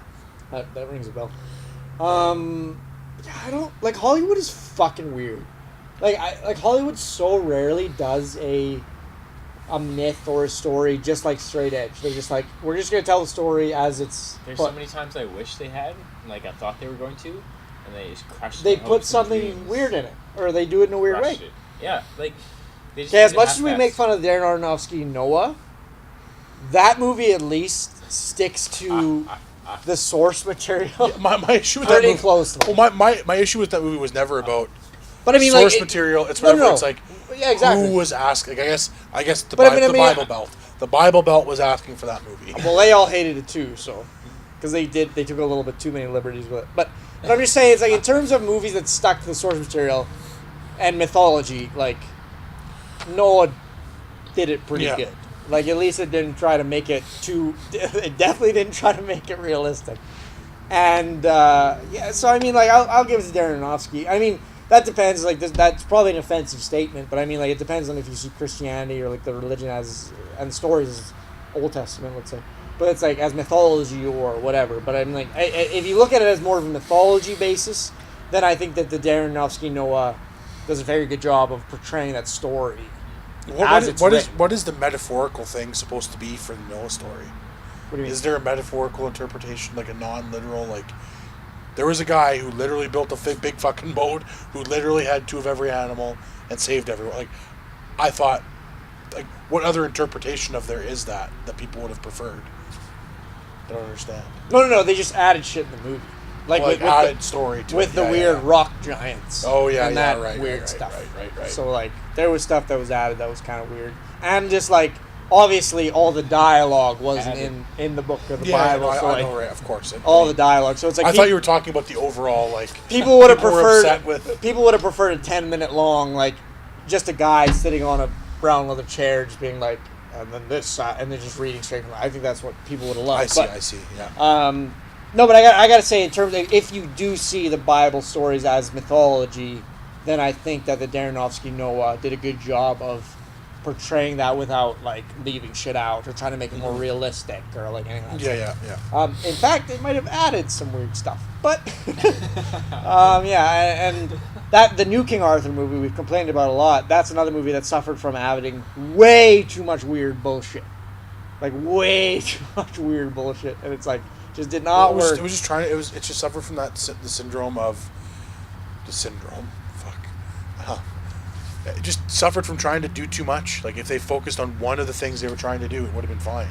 But it was like, he's doing this, he's going to the Badlands, and he's trying to, like, there's this story and there's this plot, and he's like, he's growing up a tough, like a London gangster in the Honestly, medieval they should have times. just showed the shit they were talking about instead of talking about it. Like, That how would've about been a instead of huge you, step. That would've been a instead huge of step. talking about him being in the Badlands, just show him being in the Badlands. That would have been a huge step. Really, as much as I love Guy Ritchie, like, stick to making movies about gangsters, because Because he does that very well. you do that incredibly well. Yeah. He's making a Sherlock Holmes movie, I think, apparently. He made 2 of them already. And like another one, I mean. Oh, there's Like a third a different one. Oh, a different one? Like not with. No, sorry, no, I forgot. Or like I a forgot he third did the one. first ones. Not Sherlock Holmes. There's another like different thing he's tackling now because Similar to Sherlock Holmes. Similar to Sherlock Holmes. 'Cause I remember him talking about talking. He was on the Joe Rogan Experience. He was talking like, he's like, why would you? I saw that one. He's like, why would you choose? That was right before King Arthur came out, yeah. and it was like, oh, you don't even know. Yeah. He's like, why would you choose to do this like weird like departure from your? Because like Sherlock Holmes is a pretty big departure from what he's done before. Which worked out good though. Yeah, and then this one, he's like, yeah, like I have And kids. apparently he's been working on it for years. Like Yeah. it was not like a new thing. Like Guy Ritchie had been working on King Arthur for It's- years and years. It just tanked that makes in every it so respect. much sadder. Every director needs a tank, though. I think Yeah, it's true.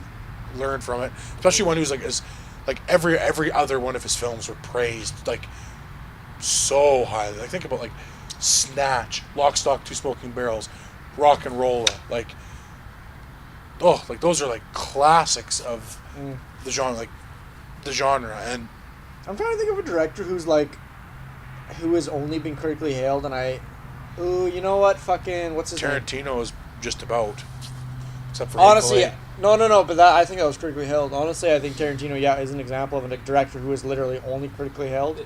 Dunkirk guy. Christopher Nolan, he's another one that's like everything literally he only, does. Everything he Dark Knight does. Rises was the only one that people were like, but like, But it wasn't panned though. but by not any Pan. No. means, Like he's mostly critically hailed, and I wanted to say fucking what's his name, Wolf of Wall Street. I don't know who directed that. No, fucking. Oh, Scorsese, Glasses, Jesus Martin Christ. Scorsese. Scorsese. Martin Scorsese is also like mostly Scorsese also only does critically hailed. amazing things. I mean, recently his new movie about the priests, Silence. That was not critically hailed. But it was like that was just such a weird movie. Apparently, he was very passionate about it. He'd been trying to get it made since like the early '80s. I just or don't. something. I don't get why that was a movie that ever needed to be made. I think it was. It was a personal movie for him. It was like he was really raised Christian, or I think he was raised very religiously, and it was something he was struggling with for many years. And he read the book in the late '80s. I can't remember when. It was like the '80s or '90s. Maybe he read the book and he identified with it, and he wanted to make it. But he'd been wanting to make it for like 20 years or something, and like he finally found the opportunity to do like it. there were things that were great about that movie, but like the story itself was just so. At least for me, was just so unappealing. Like It was morose. It was, but beyond morose, it was like just It was interesting. I learned a lot about history. It was. I found it totally uninteresting. I'd never known about the Japanese treatment of Christianity, so like it was interesting to Tell me a me little bit. like some historical. Tell me some The context. movie is about These- what is it set? it's- 17, it's 1600s? Jesuit missionaries who are trying to prop up Christianity in Japan. Yeah. And Japan is like doing their form of Shinto.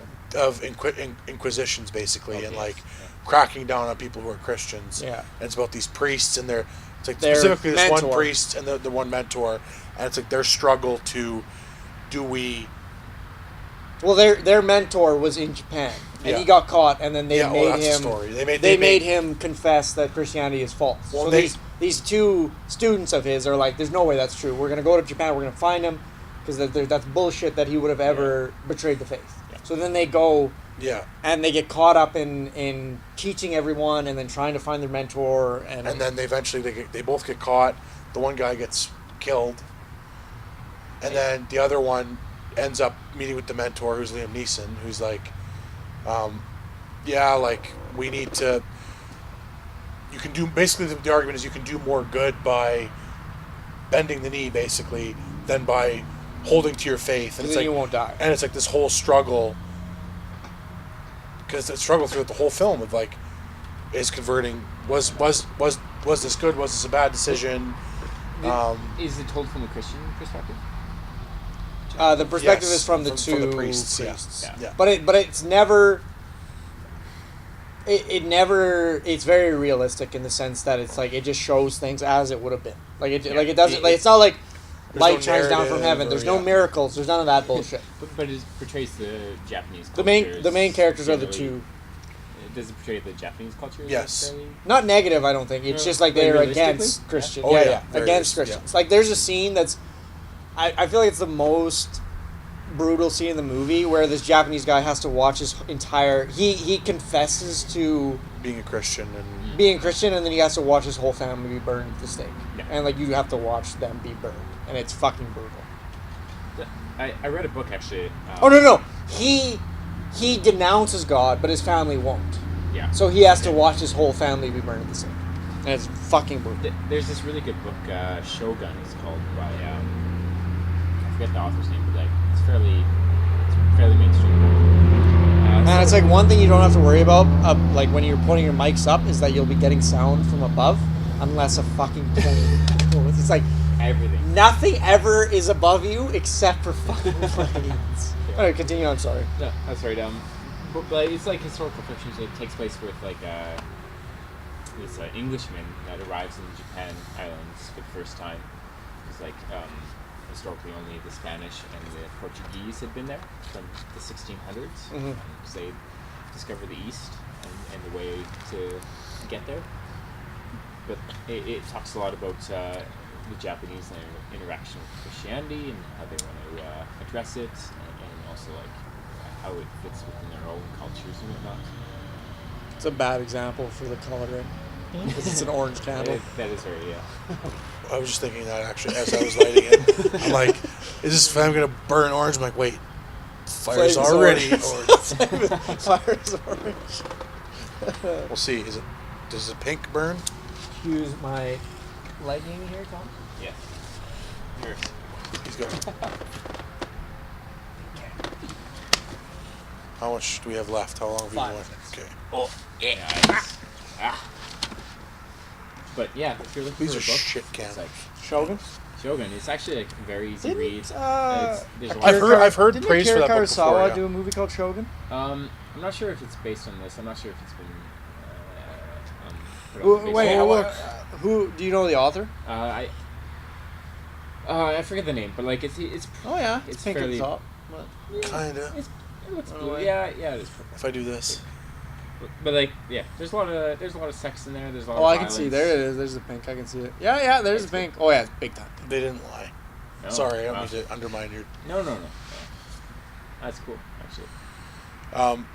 I've heard that book I've heard it praised before a bunch. Yeah, it's stellar. One that I really got into recently, I don't know if you know Trevanian, the author, at all. If you've read Shibumi, highly recommend that. He wrote another book about stealing paintings from the Louvre, I think, and the method that he described in the book actually ended up being used to steal paintings from the Louvre. Yeah. I So, think like, they used their method to yeah. steal the big dollar recently, Yeah, didn't they? yeah. So it's like he I think we talked about it on the podcast. he was in this next book. There's sections. He's like, there's like a star, and it's like, I had to remove this section for fear that it would be like used as this other thing that he talks about in this book. But it's just this incredible story. I can't even really paraphrase it too much, like just because it's so dense. But it's more or less about this one character and his he grows up an orphan and he learns how to play Go, and it's about this lessons that he's learned from, do you know what Go is? Like the game with the like Chinese chess equivalent. Yeah, it's like incredibly more complex. Yeah, and very complex and So it's basically about how he learns up playing Go, and the lessons that he learns from becoming very adept at this game, and how he applies them to his life. And it's there's action, and it's really fucking good. I actually have to reread it because I know I'm leaving a bunch out for anyone who's actually read it, but it's a very good book and kind of similar in it's about that similar culture. It's not as historical as Shogun would be. Obviously, it's set in present like sort of present day. But yeah, very very interesting read. You know who founded the Louvre? Who's It was Napoleon Bonaparte. He called it, I think it was something like the Napoleon Museum, like because was very named everything after himself. exactly. Egotistical, yeah. Yeah, and that's the reason why we like still talk about him, because he perfected the art of marketing himself. You know, like As a leader in general. yeah, you know, like every campaign he hits, he's like got artists to, like draw photos of him like at the front, like heroically being there. He's like he created the dynasty of himself. Can you imagine? Like, okay, here's the thing.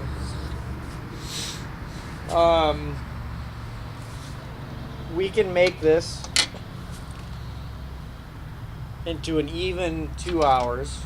I'm just suggesting. I'm just suggesting this. Give me a little. Because I do have A little whistle here. I do have a This is your birthday podcast. I do to have decide. I do have a sort of topic that I well just because you guys talking kind of made me think about that. And it's this I've thought about it a lot. There's probably essays on it, but it's the idea that all crime is inherently self-destructive.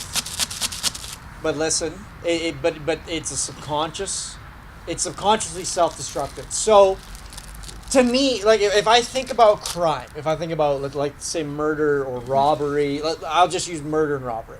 If I think about murder, and if a person wants to murder people, I think that if you really wanted to murder somebody without being caught, I don't think it's. But listen, I don't think it's as complicated as it might seem. Like I feel like if you wanted to murder somebody, if you wanted to murder somebody and you don't want to get caught, I feel like there are a lot of easy steps. There might be a lot of steps. I feel like there are a lot of steps you can take to not be I have caught. an interjection. But wait until I'm done. And with robbery, the same thing. I think if you want to rob someone, depending on where you want to rob, of course. But like, let's say you want to rob the average store. Like, let's say you want to rob. I don't know. Like, let's say I wanted to go into McNally Robinson and steal a book. Oh, those. yeah. For instance. Yeah. For shoplifting. And there are a lot of books that cost over $100. Like, there are books you could steal from McNally Robinson that would net you a bit of money. Like there are books you can steal that are expensive. So in that instance, I feel like it is very easy to come up with a plan to be able to steal that book without being caught. Yet I feel like we see so many instances of people going in and stealing or murdering, and they have not done due diligence. It's like you would think that human nature, you're just you being smart, you'd be like, obviously you don't want to get caught because obviously you don't want to spend time in jail. So obviously you would want to come up with a plan in which you will be able to achieve your goal. Just wait.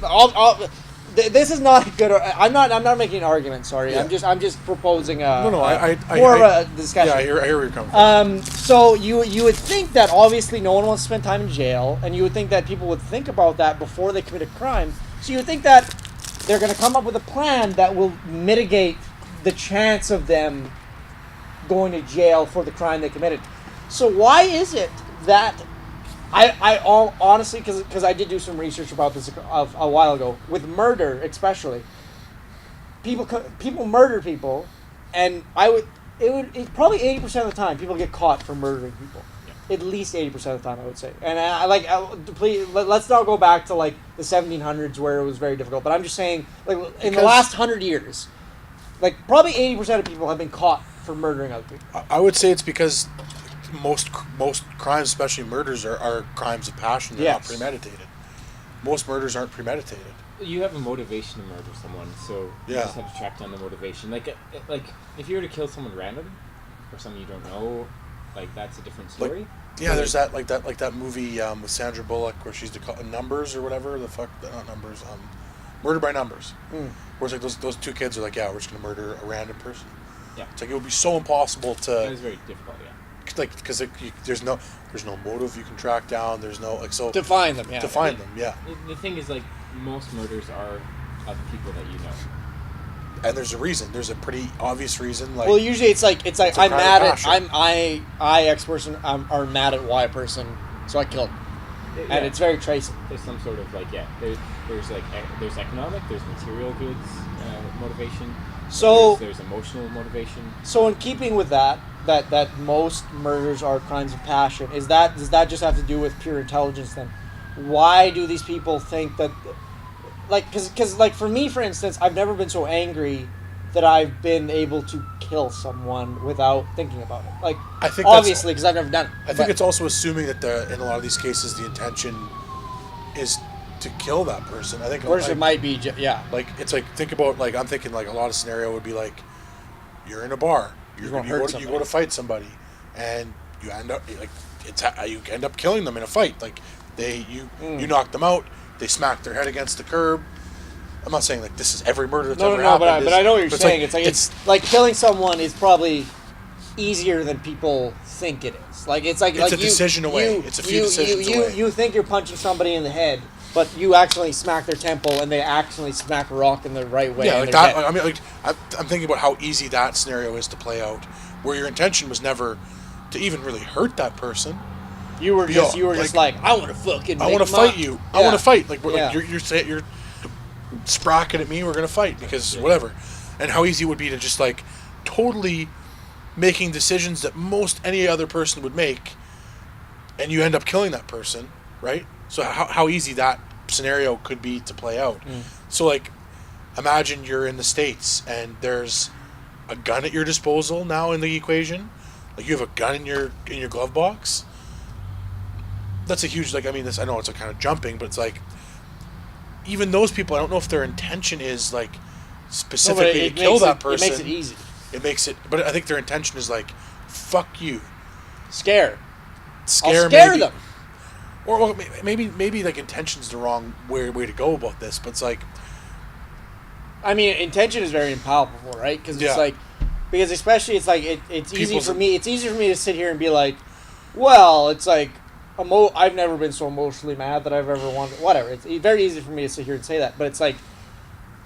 I can't think of an instance, but it's like let's say I was so mad at somebody and I happened to have a gun in my car that it was like I thought in the moment I thought it was a great idea to scare that person, and you go and you grab that gun and you go and you scare that person with the gun you have, and then you don't scare them, and then you don't scare them, and then they're challenging you, and then you get mad on top of that, and you're like, and they're challenging you on what.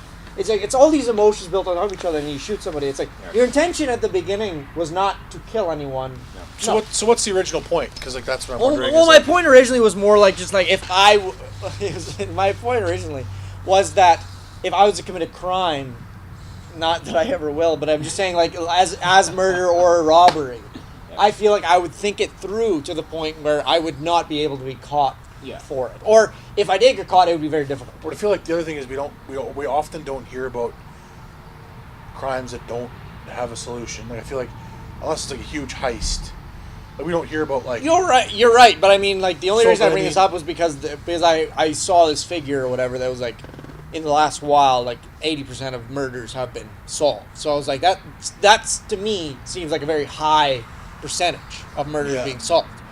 So. And that's what, and I watched all these things about people getting caught or whatever, and I was like, well, if I was to murder somebody, like I wouldn't get caught, like I would make sure I wouldn't get caught. So that's what got me thinking about just crime in general and like getting caught and stuff. I feel like a lot of crimes, like I think the two that you picked, murder and robbery, those are the two biggest ones.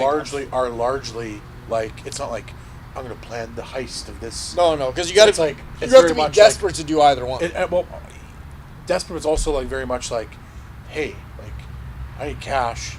That store looks closed. I'm gonna go fucking break in there real quick because I need whatever. Second decision. Especially like robbery, like and not like heist robbery. It's very much I think a lot of the times supporting a drug habit or other habit is a large contributor. So it's a very short-term goal to a short-term solution. It's very much like not I need money. It's I need $30 to score. Yeah. So I can fucking shoot something or smoke something.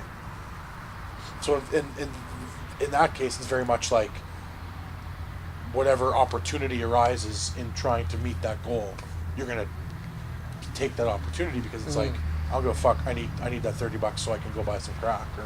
I guess it's like I guess that speaks to the rareness of the intelligent criminal. As weird as that is to say. Yeah, there's like, but malicious. Very rarely do you find someone who is like, I want to make millions, and I'm going to spend 4 or 5 years figuring out how to make millions. The malicious sociopath is not common, like the psychopathic criminal, like criminal mastermind. Yeah. That's the other thing is like often in media, serial killers are portrayed as these hyper intelligent psychopaths. Yeah. And in reality, violent psychopaths are often like average or below average intelligence. Yeah. It's just like it's just like society is not built to expect murder. Like society is not built on the premise that it's like 6 people might be murdered. So it's like if a What do you serial mean by killer, that, though? Like for sure. huh? We have a justice system for sure. No, we do. I just mean like the police are not expecting to have to track down a serial killer or like a murderer. Yeah, serial killer for sure not. Yeah. Like if a police force finds a dead body, it's like it takes them 3 or 4 or 5 days of. Well, because They need to take the body in. They need to study it. They need to it takes a Yeah. lot of time. It's like they're not first, to mention serial killer isn't like because of how rare it is. Yeah. It's like bottom of the list of like in, explanations for like a in death. CSI. It's like in CSI they're like they find a body and their first thing is it must be the guy who murdered 30 people. It must be that guy.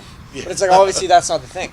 But so that's what I'm saying. Because it's like, that it's guy like, is very rare. it takes 4 deaths before you can be like, ooh, we might have a guy. Not even 4 deaths, 4 bodies. Is 4 the bodies. thing. So that's the thing. If you look at any of the serial killers, I don't really know like, where I'm getting my shit. I guess it was just like the infrequency as to people getting away with murder, which weirded me out. But I guess now it makes sense. because Why are we looking at murder as a solution though? Like, What do you mean? why would one attempt murder? Or like Well, we were achieve just murder? discussing it because somebody was really mad. Yeah, but it's the solution to a problem. Like, is the real Short-term solution, yeah. Yeah, But I mean, if you're they not don't thinking get it- caught, then maybe it's long term. But once again, we were also talking about it's like your goal is not to kill that person. Like it's more of an accidental, not necessarily. Like, I feel like the number of murders that are like purposefully. like they're high, but it's like there's a clear motivation there. It's like also if you look at most. I'll sit down so people can actually hear. Yeah. If you look at most murders, I think you're going to be looking at lower economic areas, and you're going to be looking at like watch the first 48. You know, it's like Dookie Shoes. He disrespected me. Totally stealing that name from Tom Segura in one of his bits. But it's like, yeah, like Cricket and Dookie Shoes, they had a beef because Dookie Shoes called Cricket a whatever, and so now Dookie Shoes is going to get his revenge on Cricket. And it's like, where does the crime go down? It's like in the convenience store parking lot. Who saw it? It's like, I fucking saw it. It happened right there in front of me. And it's like, I feel like that has to be a large percentage of the murders is like lower economic areas. There's a clear motivation, whether it's whatever, name it. It's like Yeah. a pretty cut and dry. Like you said, I think it's a solution on some level to some problem, whether it's like he disrespected me or there was a disagreement, some type of disagreement. I guess would be It's clearly motivated. clearly motivated is the main thing. Like maybe not for me is clearly motivated, but it's like you can see You can trace if you that put yourself into motivation. that person's shoes, you can see how that person might. Yeah. Yeah, I'm just like, I don't know, I'm questioning, like, when someone makes an action, they believe that they're going to be better off after the action. And that's the purpose of acting. Even if it's not consciously, like subconsciously, people don't do things without thinking they're going to be better off. Yeah, they're Yeah. going to benefit. So the benefit is greater than the cost. Yeah.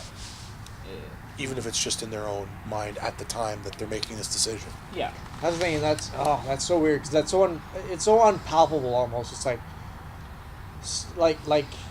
decisions in the moment are so weird because it's like they're very difficult to.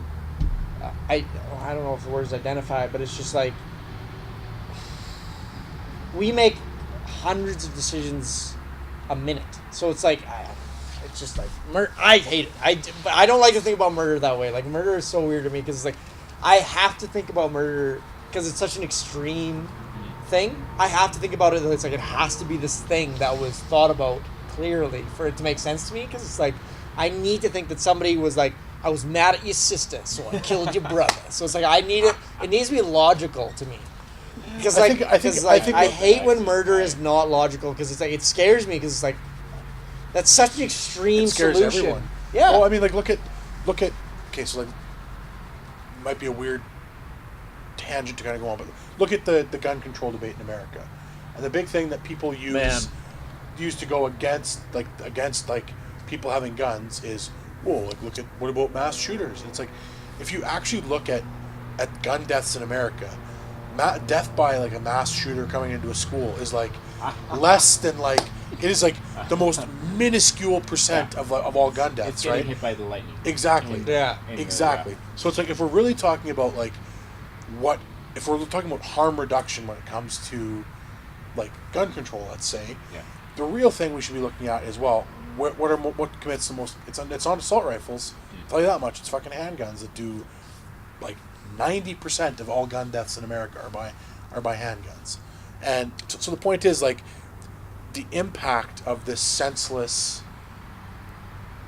violence of like this mass shooter who just went in and shot a movie theater, or he shot a school or whatever, that like the lightning is just lightning. The chance of you being in that scenario is so low, but it doesn't change how impactful it is. Yeah, it's a symbol. It's an act of symbolism, and we rally around it. Like, obviously, like, terrorism. Yeah, no one does a terrorist. The only reason someone does a terrorist act is because it's a symbol to enact fear, enact change, enact their motivation, right? You know, like to. What about Adam Lanza, the guy, the Sandy Hook guy, who's like fucking just fucked? Like, I don't know if there's a clear motivation for his. Or that guy, the Detroit. Dallas sniper or whatever. Well, like, they found out he had a brain tumor. Well, he told them though. He said, he was like, when I die, when they kill me, look in my head because something's not right. And they said that, then they fucking did it, and then he had a big tumor. Oh, and it fucked with his one cortex that affects his ability to make. I mean, like that. That's what everybody says. I mean, he might have been just a fucking psychopath. But I mean, like if you, but like there was a tumor, and it was on the portion of the brain. Yeah, that affects. We think controls that. So yeah. Yeah, and on top of his actions of like, he like went and like. I mean, that's still like crazy. He killed his before he went on his rampage. Like, he killed his whole family and killed the family. That wasn't the same guy. Yeah, the sniper guy. Yeah, he left a note to his family that was like, "Look at my brain." Well, he killed like, or maybe it was his neighbors and like the family dog and someone else before he went off on his rampage. Maybe not his family then, but we digress. That's not the point. Yeah. So I think the thing with senseless murder like that is, it is such a minor part of like someone who's just like, well, I don't know, I feel like doing it. I feel like killing somebody. Like, that's like. What is that though? What is that fucking feeling? It's just like 1 in every 400,000 people is a psychopath. Yeah, I disagree though. Like, there's a lot of like societal pressure. Like, if we look at like militarism within our society, it's like idealized to like stand up. Like masculinity in our society, or are we talking more American? Well, you know, North America, you know, like even Western. Let's just say Western society, like masculinity and violence are very like exalted. They're closely related, and like there's a reason why that violent crimes are done by like probably 90%. That's not a real statistic, but like it's predominantly done by males, and. Like even like I would challenge that though. No, but really? Let's look at like even like suicides. Like if you look at who commits suicide, it's males predominantly.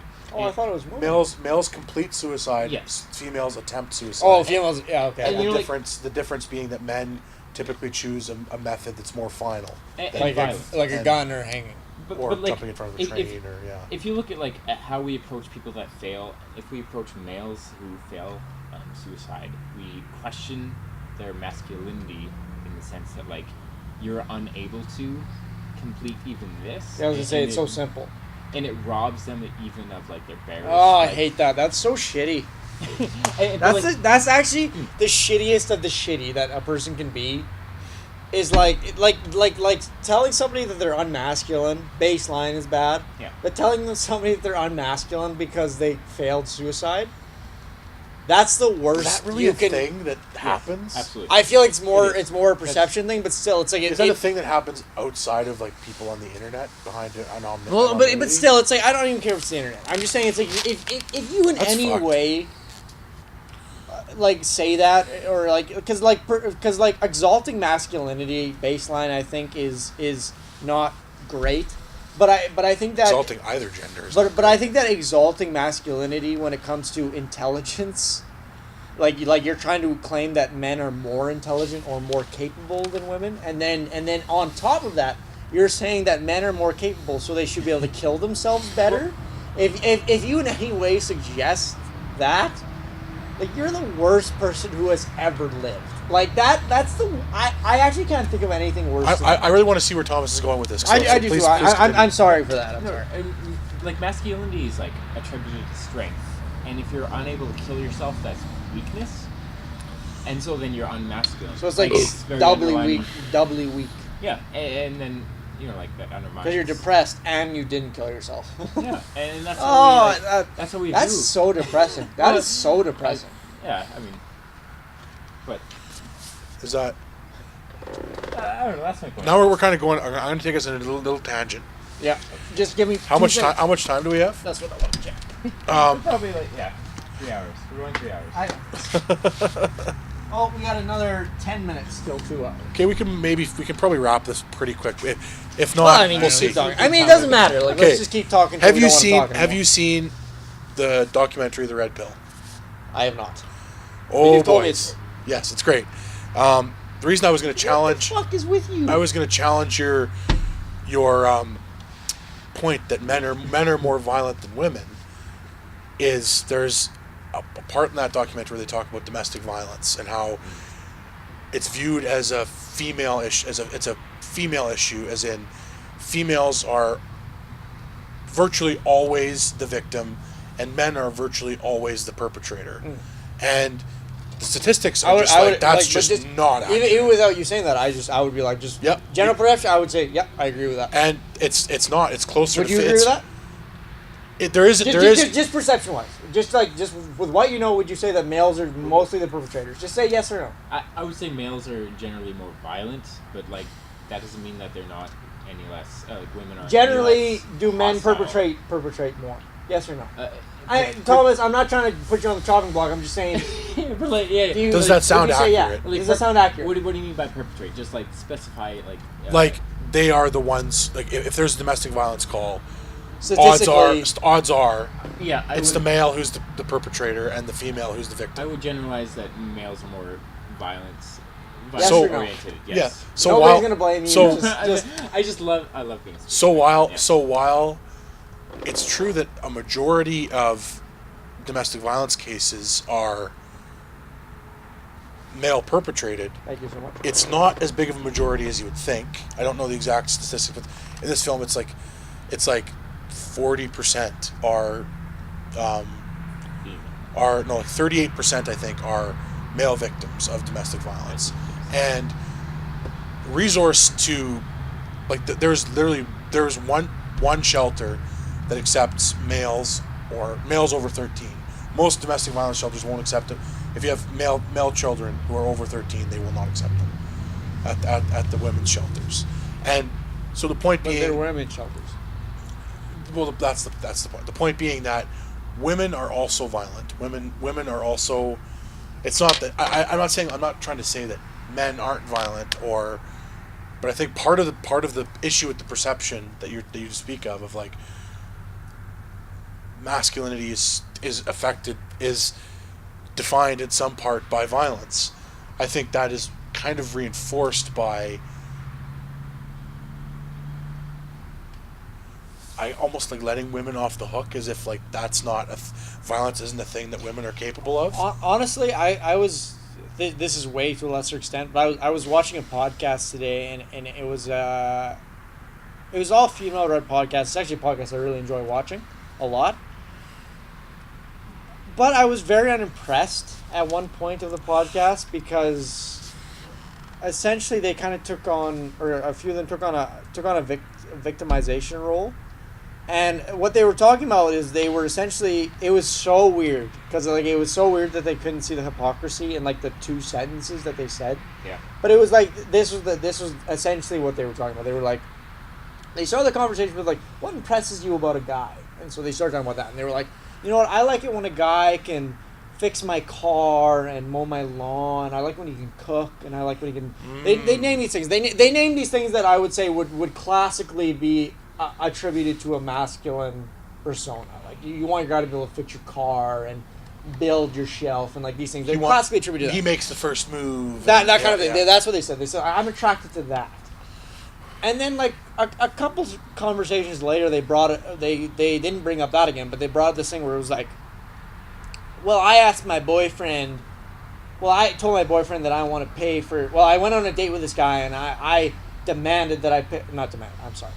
I insisted that I pay for his food or whatever, and the guy wanted to pay for my food, and I got really offended, and I left or whatever.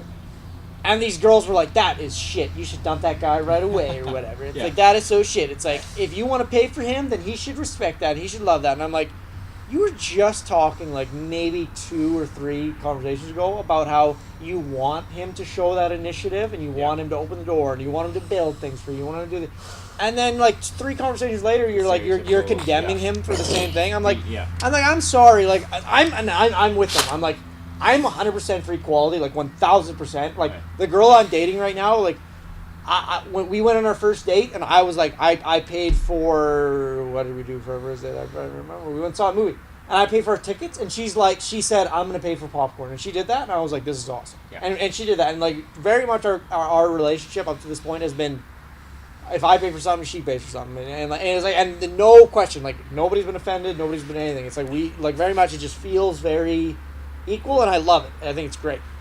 But these women in this thing, it was like, just like, I hate it because it's this horrible double standard where you're preaching equality and in the same instance preaching inequality, and it's like, what do you want? Like, you can't.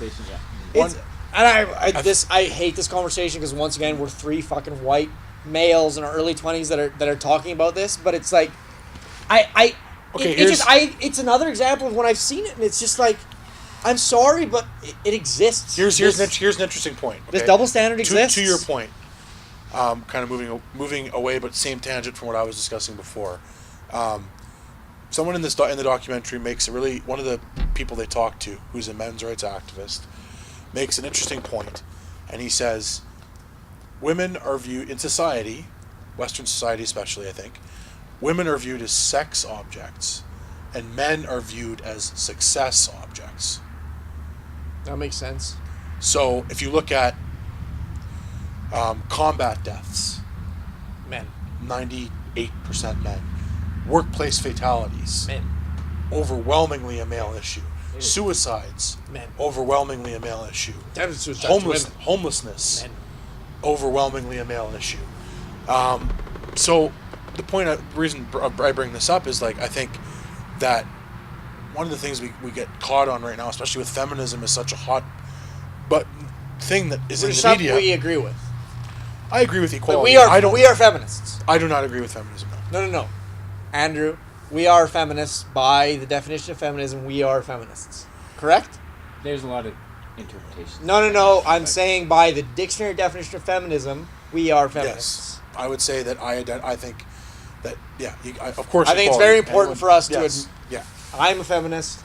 I'm a feminist. We are feminists. We are feminists by the dictionary definition of feminists. We are feminists. But no, I think it's very important to say that. I mean, I would encourage everyone to watch this movie, but I think the big point that they make, the big problem. I think a big problem is when people do not want to admit to being a feminist. That's not good. I think that it's very important for you to admit to being a feminist, and then if you want to discuss the issue, that's good. My thing with. But I'm just saying. My thing with feminism. The reason I would. Good thing. The reason I wouldn't define myself. Maybe not define myself as a feminist, is that, how do I phrase this without sounding like a dickhead? Well, I mean, it's got big time with the perception.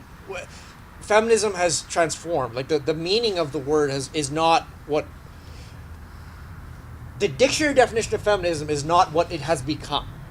No. It's not the rallying cry. Well, I mean, like it's a cultural movement. And I hate this because we talk about this too often. But continue, Thomas. Sorry. It's a cultural movement, and culture changes. And like what it was in the '60s, which is like how we identified equality, and what it is now is different. Like there's just a different meaning, different beliefs. And to like say, like umbrella, like to use the word feminism is such a it's a trigger word for sure because I would say it's a trap almost. It's such an umbrella. It's almost just saying like all European people are the same. They believe the same thing. Yeah, you know, like that's a good way to put it. It's so diverse in its beliefs, and like you have like that country artist.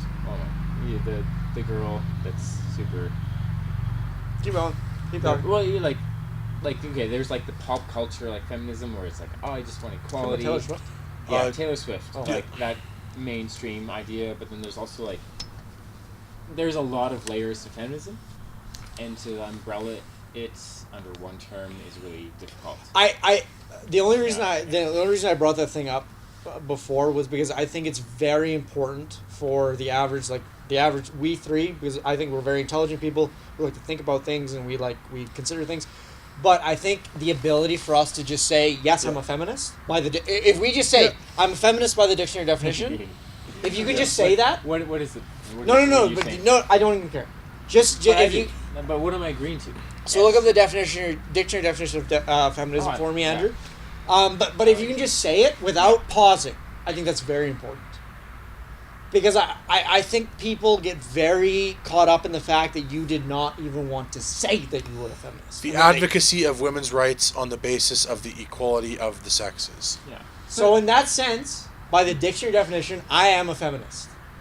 I am absolutely a feminist. Would you say you're absolutely a feminist as well? Upon those, yeah, I am. But no, don't say but. Just say the words. I don't want you to say but. No, I don't want you to say anything else. I am a feminist, but I do want to say but. Andrew, I know, Thomas. Do you understand what I'm saying? I just want you to be able to say I am a feminist without having to say anything. It's so open to equal rights. I am a feminist. Yeah. I'm so open to equal rights. Can you say I'm a feminist? The reason you say, Andrew? This is my issue. I don't know what the point. What's the point of this? Though? No, but like, what's the point? That's that. But why can't you just say it? Because there are fundamental things with the movement that I. But like you just read the dictionary definition. Can you just say it based on the dictionary definition? Of women's rights on the basis of the equality of the sexes. Yeah, I agree. I agree with you. But can you just say I'm a feminist based on that? Based on that, I would say I'm a feminist. But just say I'm a feminist. Based on that, I'm a feminist. Yeah.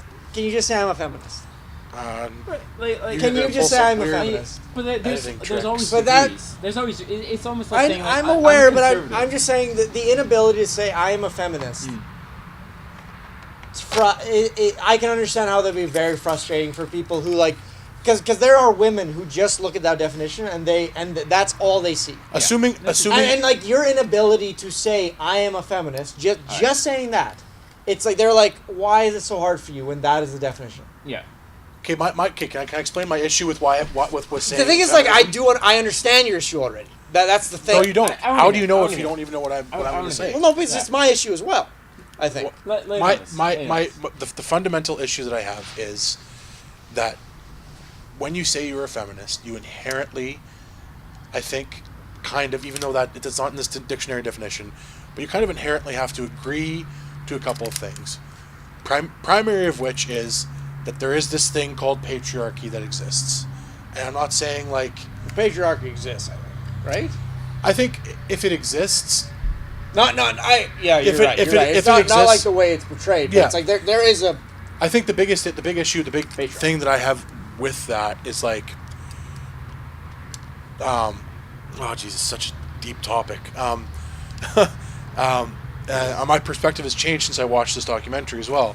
I don't want to butcher my response because I feel like But anyways, because it's a very complex issue. I think that one of the big issues and the big differences things that clicked for me when I thought about it was: do you think that patriarchy, if it exists, did gender roles come after patriarchy, or did patriarchy arise out of existing gender roles? Because I would say out of existing gender roles. Exactly. So that's like, I think that's the first thing to concede is that typically, typically, generals. biologically, and Generals. there are gender roles. Women are If typically, you look at any animal. women are typically more nurturing and first they're able to, they're the only ones able to breastfeed. Or let's leave human beings out of it. Just animal species. Animals are able to females are able to breastfeed, which makes them, at least for the first year or so of life, the de facto caregiver. Yes. Right? And I would agree. so let's talk about let's say Unless like you're early about seahorses. early society, like early caveman society. Women kind of had to take care of the kids because they were the only source of food, nutrition. So what did that leave men to do? That left men out to go hunt, gather, provide, whatever. And I'm not saying that this is a thing that it is doesn't really good. have any place in our society today. Right? The thing is, the other thing with patriarchy is it assumes that men are the only ones who oppress women in that way, and that women in no way benefit from that. But once again, it's the assumption that it's only oppression happening from one side, in the sense that it's like we have to hunt and we're being oppressed. It's like aren't both sides being oppressed equally, because like one side has a role, the other side has a role. It's like exactly. They're both being oppressed. And the other thing, specific role. The other thing before I will stop after this point, I think the big thing to kind of take this further into the future is like, I think both of the sexes suffer under patriarchy. Yes. And it's like, I would totally agree. So yeah, women aren't the CEOs of Fortune 500 companies. Maybe they didn't get the job that they wanted because of patriarchy. But a guy on the same hand, a guy got fucked in family court and doesn't get to see his kid anymore. How can you compare those two sufferings? Those two, like, it's not about comparing and contrasting. Like, who suffers more? It's vastly different. It's exactly. Yeah, it's very difficult. At least with the job, you can apply for a new one. It's not like the guy who loses his kid can apply for a new kid. Yeah. Like, so the point being, like, and why I'm hesitant to call myself label myself as a feminist. It's not about me not being for equality or for women's rights. It's that feminism seems to inherently not give a fuck about the male experience, and it's not about one or the other. I think it's about looking at both experiences and seeing where we're at. And Andrew, if you look at me and you know me, mm-hmm. you would consider me to be honestly for equality, would you not? Of course. The only thing the only reason I brought that whole thing up was I just want us to be able to say the sentence. Yeah. I am a feminist. And like, I don't want us to say by the dictionary definition. I just want us to be able to say the sentence because I want us to show that it is possible. And like in your own head, by whatever definition you want to say it, I just want to showcase that it's like I can say, and I believe that I am a feminist. I am a feminist. And I just want to be able to say that. I just want to be able to say that without it being an issue. Can I make a counterpoint to this idea? Absolutely. I'm gonna introduce. I'll be right back. End on that note. I'll be right back. We'll end on the I'm a feminist note. But anyways, I'm gonna introduce some feminist theory that I learned through school. So, all right, and this will be in a linguistics general sense because I like linguistics. It's, the study of language is how we interpret who is the victim and who is right and wrong. So it's one way to do that. Yes. Yeah. Yes. Yeah. But all right. So we have Francois here and we have Andrew here. All right. Andrew is going to be the masculine and Francois is the feminine.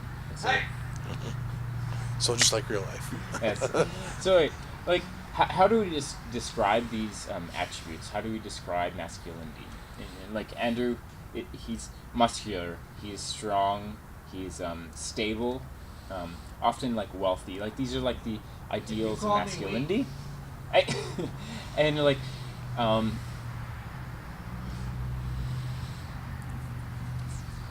and femininity we would describe as nurturing, loving, beautiful. Those are the ideals of femininity, right? It's still in the masculine sense. like it is very like a strong, stable ideal, and like with Francois here with the feminine sense, you have the emotional, you have the we're discussing in opposites of the masculinity because this is often how we think. We have emotional, we have weak, we have beautiful, we have usually dependent upon like a masculine like wealth. If you judge these two ideals, they're clearly symmetrical like in their sense that like to Andrew's strength is Francois' weakness, to Andrew's stability is Francois' emotional. And if we look at how we view these attributes, we view strength as a good and weakness as a bad. We view emotional as weak and stability as strong and good. In our expression of femininity, we view it as a negative. And in our expression of masculinity, we view it as a good. And this is how we approach the sexes, generally. So why do we call boats she? Because I feel like it's a weird thing to say, but it's a weird thing to say. But I'm just saying, boats have never been like seen as a weak thing. But why do we? Who sails boats? Males generally, like historically, males. So it's control over a female, is what you're saying. That's a whole new thing. Yeah. So that's the conclusion. I don't necessarily disagree with anything that you've said, and I'm wondering where you're going with it, just because. No, I'm just saying like how we. Okay, I'll put this in a political sense. How about this? All right, when was our last election? 2015. What, American or Canadian? Obviously, us. I'm sorry. I mean, like a lot of Canadians think that we're Americans, so. So if you look at how the former Prime Minister Stephen Harper, how he addressed himself, he had a suit and a tie, and he talked about crime. And crime is a masculine issue. It's violent. It's violent. You ever seen the movie Girl Interrupted? No, with Winona Ryder and Angelina Jolie? No. They're fucking crime-ridden bitches. Alright, so but still, crime is a masculine issue. Yeah. But yet, like, in a counterpoint, Justin Trudeau, he was. If you look at the advertising surrounding him, like in a negative view, he was described as Justine, like the girl with the nice clean hair. That's true. That was, like, they use his looks against him. Yeah, and like the only way he's just not ready. He's unstable. Yeah, he's too young. The only way that you can use like good looks, like why is good looks a negative view for a masculine, the ideal of a man? Like, was that true? But the only thing I would say is, was that successful though? No, because like they tried it, but it wasn't successful. But it used to be. Why wasn't it used to be successful? But it was true. It's changing. It did catch on, like the idea of like that he has nice the conservatives thought it was great. Photos. Yeah, like it does. He's actually a pretty still boy, stick. whatever. Like, like he still has the Instagram. He is beautiful. That like he only got elected because of his weird? looks. It was a double-edged sword because like double-edged sword is not the right word, but it made him negative to the conservative side of things, but on the liberal side of things, it just made people think, wow. Like he is very good looking. Like he is really good looking. Like you're right. You're right. Like he's really good looking. You know, like, what does looks have to do with anything with political? Like no, nothing. But I'm just saying, like if he looks good, that's just a bonus. It's the same thing with the red carpet and like asking women what they wear and like how like you look so gorgeous. Like you don't talk to them about their career like you do with men. Yeah. Journalists don't. And again, I would say that goes inherently to the point at the beginning where it's like women are viewed as sex objects, men are viewed as success objects. Is one better than the like? It's like I think each of those have their own set of checks and balances, positive, negatives, yeah, power versus weakness. Yeah, absolutely. Yeah, that is very true. Like You could So I say, think like, it's. Sorry, go ahead. you could say like a woman like would be like, well, why do I have to be viewed as a sexual object? I'm something else. But like you can also counterpoint like, why am I a successful object as a male? But like there's always a counter argument. Yeah. So it's like I think it's like, okay, so we got to look at these. It's just like If we agree that both of those things are correct, right? Mhm. It's like I think then it becomes, oh wow, that's not good or bad. That's just maybe how it is right now. And it's like, okay, if we don't like that, what do we do to make things different? Yeah. Right? And it's not. I think it's like, I mean the whole issue Yeah. with when women were not, they did not have the right to vote, or they did not have all the same rights as men did. Which now that's just not the case. But I the mean, it's first just wave like- of feminism. It's Yeah, like, absolutely. We want equal rights. Right, but we it's want like to be na- people, and we want to have Absolutely, votes. which is like the most valid argument that's ever been made. But it's like, but now that we're in a time when women and men have the exact same rights legally, I mean, there are no different. There's no difference in rights. The only right? the only argument, kind of, and it's sort of skewed. I don't know exactly how I feel about it. Is the wage gap, but I've seen. But once various, again, the I've seen- wage gap is like if you take 2 seconds to research it, Dismantle like it, yeah, it has it's- nothing to do with. It's got nothing to do with like this doctor is making more than, like a male doctor is making more than a Yeah, female doctor. exactly. It's got to do with. not. It's not about. It's a generalization with like women in general are making less than men in general, but that's because women in general are in less high-paying positions than men in general. Well, it goes back which, to which it goes, once again goes back to the, I mean, but it which goes once back to the again is like success thing. it's increasing. Like it's not Why- like no, it's like it's women just gained well, not just, but it's like women very recently gained the right to get these jobs, which is why it's like it's increasing slowly. Well, like but- we're not quite there yet, but it's like I would honestly in the next No, the 50 reason is- the in the reason- next 50 years, women and men will be paid the exact same. Like the wage gap will not exist. It's ideal. the wage gap. The reason the wage gap exists right now is because that was a fucking rough men- thing I just said. men are. It goes back to the success object thing. Who is the person who's willing to do the job where you are very likely to fucking die on the job? Mostly men are the ones who are willing to do Well, that. no, I don't agree with that. 100%. Well, no, I 100%. honestly, I think that women and men are both as willing to do the same job. That's just not statistically accurate. Well, though. not yet, but I think it'll get there. There's underlying I've seen statistics of where men versus women asking for promotion and raises, where men they just get raises more often, and it's not necessarily because of education or performance things. Like it has It's it's- perception thing. Yeah, it could. Yeah. It's underlining. You're like, But I've seen- males could have more authority generally. They have more aggressiveness. I would There's just like. generally- I there's a lot of would underlying I would issues. agree with that. I've seen the It's same. very complex. I've seen the same thing where it's taking the gender out of it is agreeable people, and women typically are more agreeable than men, like more like Yeah. even keel.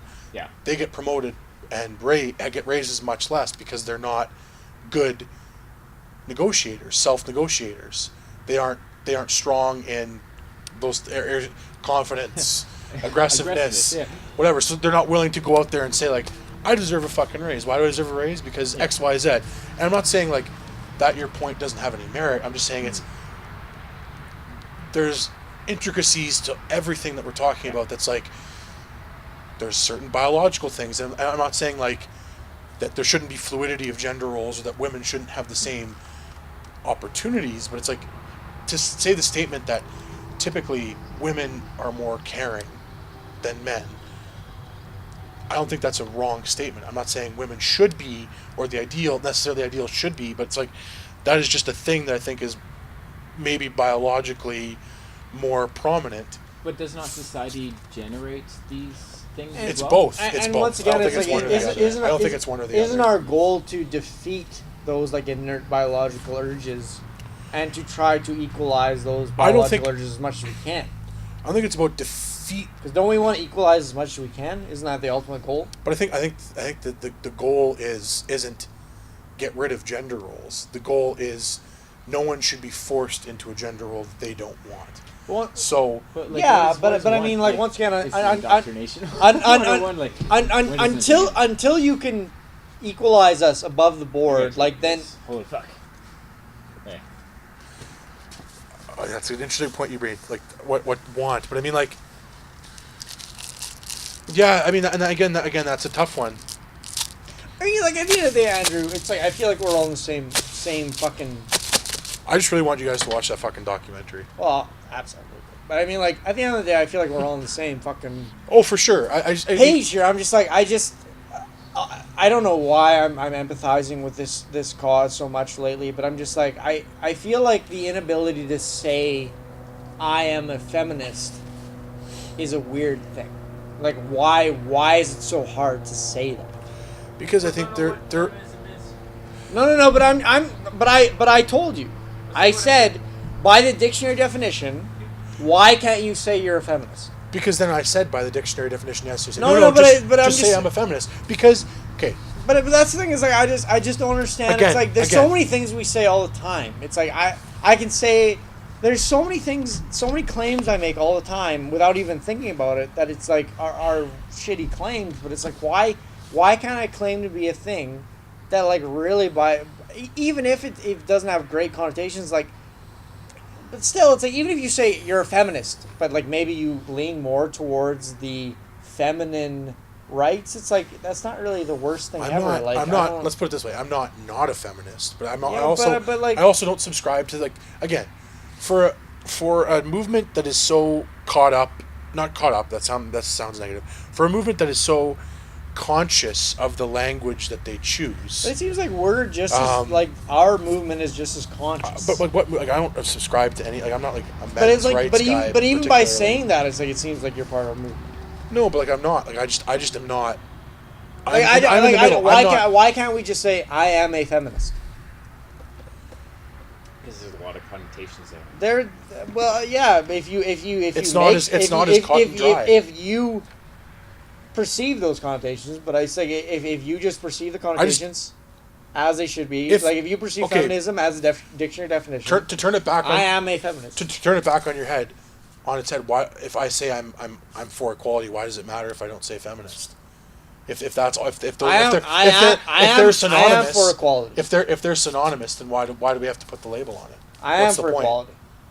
Like, it's not hard to say that. Back to the importance of language. It's interesting that with a movement that is so focused on language and how that important that is, I'm not saying it's not. No. It's interesting that movement would choose feminism for everything. Femme is a female term. Yeah. I agree with you. Is for everything that's positive and we should be striving towards, like. And then mask is negative. Patriarchy and or mask is negative. Represents everything that is oppressive, negative. It's like and mask means men. Immediately, you're putting everyone in this. You're putting people in this box. Where I'm with you. I'm with you on that one. You are the oppressor. We are the oppressed. Well, why is feminism why is femme default? I'm not saying. I think this is a general, like, this is a. It's a bit of a overstep for sure. It's an unload onto these connotations of, like, to say the patriarchy as negative, like, you can have issues with the patriarchy, not necessarily say that it is a. But, well, actually, if you are a feminist, then the patriarchy is a bad because it's not equal. It's a masculine inherently thing. Inherently, it's separating us into. If you are a man, you are part of the patriarchy to some degree. You are therefore part of the group who are oppressing the people who are victims of the patriarchy. I guess the first thing, like, the question that I'm posing is, why is it so much easier to say, by the dictionary definition, I'm a feminist, instead of just saying I'm a feminist? Why is it so much? Because feminism isn't. And I'm not even posing it to you guys. I'm sorry. Yeah. I'm more so posing it to people who are watching. Why is it so much easier for me to say, by the dictionary definition, I'm a feminist, instead of just saying I'm a feminist? And, like, honestly, I thought about it a lot in the last while, and, like, now, like, I've gotten to the point where it's like I don't even give a fuck. So it's like it's easy for me to say I'm a feminist, but it's like I understand, and I've understood for a long time the implications that has, and it's just like, I don't know. It's shitty that it sucks that we can't just say I'm a feminist without it having all this preconceived sort of. It's heavy. It's heavy. It's got a lot of weight to it, and it shouldn't, but it does. And it's shitty that people don't recognize that too. People don't recognize that it's like if you say I'm a feminist, they're like, oh, it's easy to say. Like I was just saying. I was just telling you guys. I was like, just say I'm a feminist, and it sounds so easy, but it's like people should recognize that it's like I'm a feminist does not just come with saying I'm a feminist. It comes with a lot of weight to it. It comes with a lot of expectation to it. It comes with a lot of like there's a lot of stuff that maybe isn't just with saying that you're a feminist. And I mean like people aren't willing to recognize it. And I mean like that's shitty. I don't know. It's shitty. I think it's just it's a movement that has been hijacked by a lot of misandrists, right? misandry is a huge issue. Misandry is the definition of women that hate men. Like Basic. a misandrist. Well, that's the definition of misandrist. It's the opposite of misogynist. Misandrist is the person who hates men and think that men should fucking disappear. So I feel like feminism has been adopted by misandrists because, like, obviously feminism is a female positive term. So why wouldn't a person who hates men? Why wouldn't they adopt the term feminism? I agree, but like for all the feminists I've met, I haven't met a misandrist. Like not misandrist. But you can like. But I mean, that's the thing is like in the same way, you probably won't need a misandrist. A person who dislikes, despises, or is strongly prejudiced against men. Strongly prejudiced. So you can be like to be related to or a characteristic of a misandrist. So it's like you can like just as men can be chauvinistic or misogynistic, women can be misandrist. Misandristic. That sounds that's like a fake word. It probably that is is. the quality of what we are dealing with today, in the sense that we address masculinity as a superior identity to femininity. Like we are misandrists. Like I am a feminist and a misandrist. Like when I talk about masculinity, I relate to that shit more than femininity. Like because you're a man, so yeah. that has nothing to do with misandry. And I've been indoctrinated into this society. I use the language that we use. I use the stories, the culture, the media. Like look at all of our movies. Like we often use. Look how many war films that we use, and what are they portrayed as? They're masculine. They're going off to they're disposable. That's the other thing. Men are that's got more to do with history part of than with. No, but the thing is, all that is one of the arguments they make in the Red Pill is that that's all just indoctrination, so that men are essentially it's like you go die and you'll be remembered when you die for your country. You're disposable, but it's okay. We'll build you a memorial. It's all good. And it's like fucked up. Exactly. So it's like, again. So it's like I bring it back to like okay. So it's not about whose lot in this society is more fucked up. It's like let's just take a look and be like, oh well, feminists are saying these are the issues that I have to deal with every day. It's like, oh fuck, like I can barely understand that. That's fucked up that you have to deal with that. Here are the issues that I as a man have to deal with every day. And it's like and the issue that I take with and why I hesitate to say I'm a feminist is, and I'm not saying it doesn't exist on like the MRA side of things, which I do not identify with typically, MRA? Men's rights activist. I'm not like raw men's rights like that. This is what we should be focusing on. I think it's like they exist. They for sure they do. But like what I'm saying is, if you can't, if when you hear a man complain about something and your first thought is, well, you're fucking part of the patriarchy. Like what do you really have to complain about? Or like shit. Stop whining. Stop. It's like. We have to look at this as a whole. But in that same vein, I think that if you hear someone say I'm a feminist and your first thought is you want men to fail, then that's bad. Well, that's not my first thought. No. But you know what I'm saying. We want everything. That's what I'm saying. Is like, I feel like a big first step for this whole thing is just to say to be able to say I am a feminist. I disagree. I think it's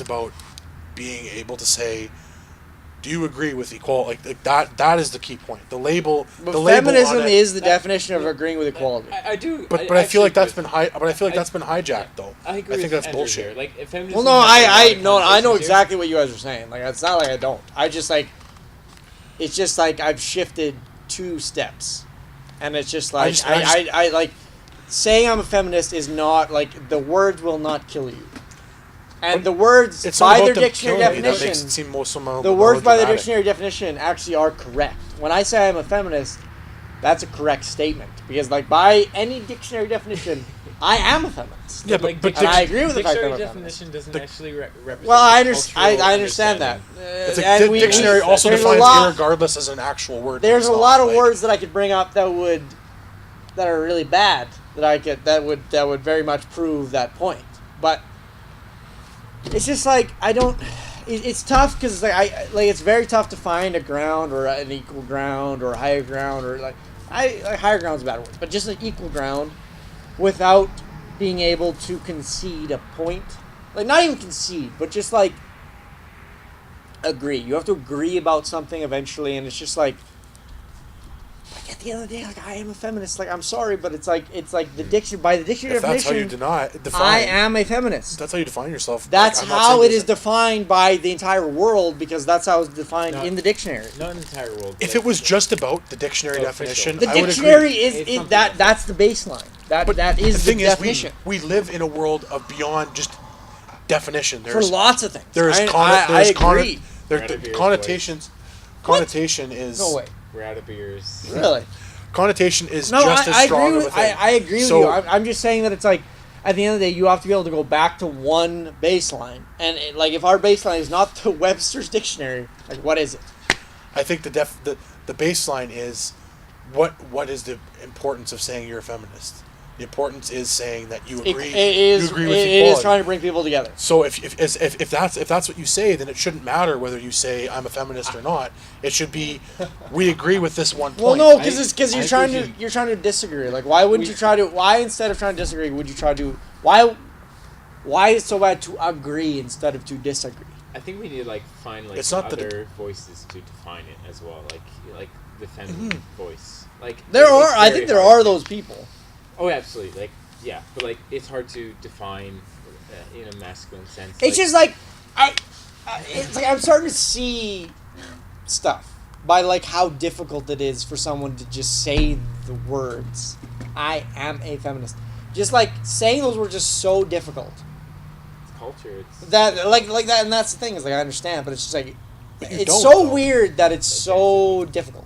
No, because I do, because it But was why is it weird though? because for me it was the same thing until it was one day you just say it and then it's oh I didn't die.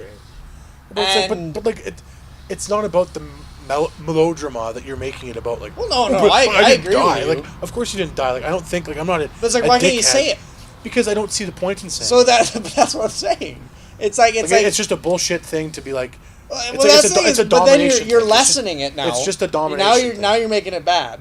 I'm making it a bad thing by calling it bullshit. But it's No, it's about. it's just it's so easy. It's part of. It's just a bullshit. Another bullshit thing. You part say of the it, bullshit part of it- now. Why are you calling it bullshit? Because it's just part. It's for just, some people, it's it's just, really important. For some people, It's it just means a lot. tribalism.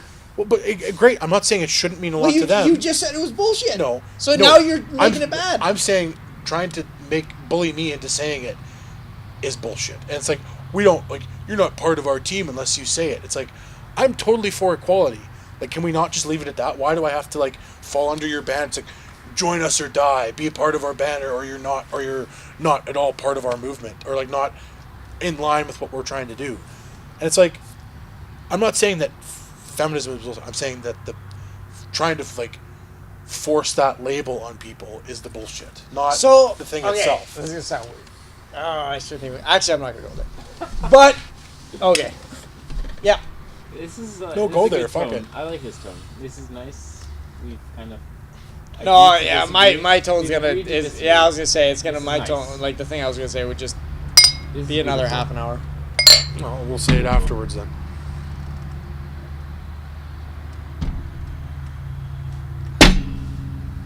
Ugh. It's nice points. Or I'm fucking cold, so let's nice Go points, inside. Nora? yeah. And with that, we bid you adieu. Oh yeah, Happy birthday to Fran. I'm 23 on Wednesday. Good night Day. and good luck.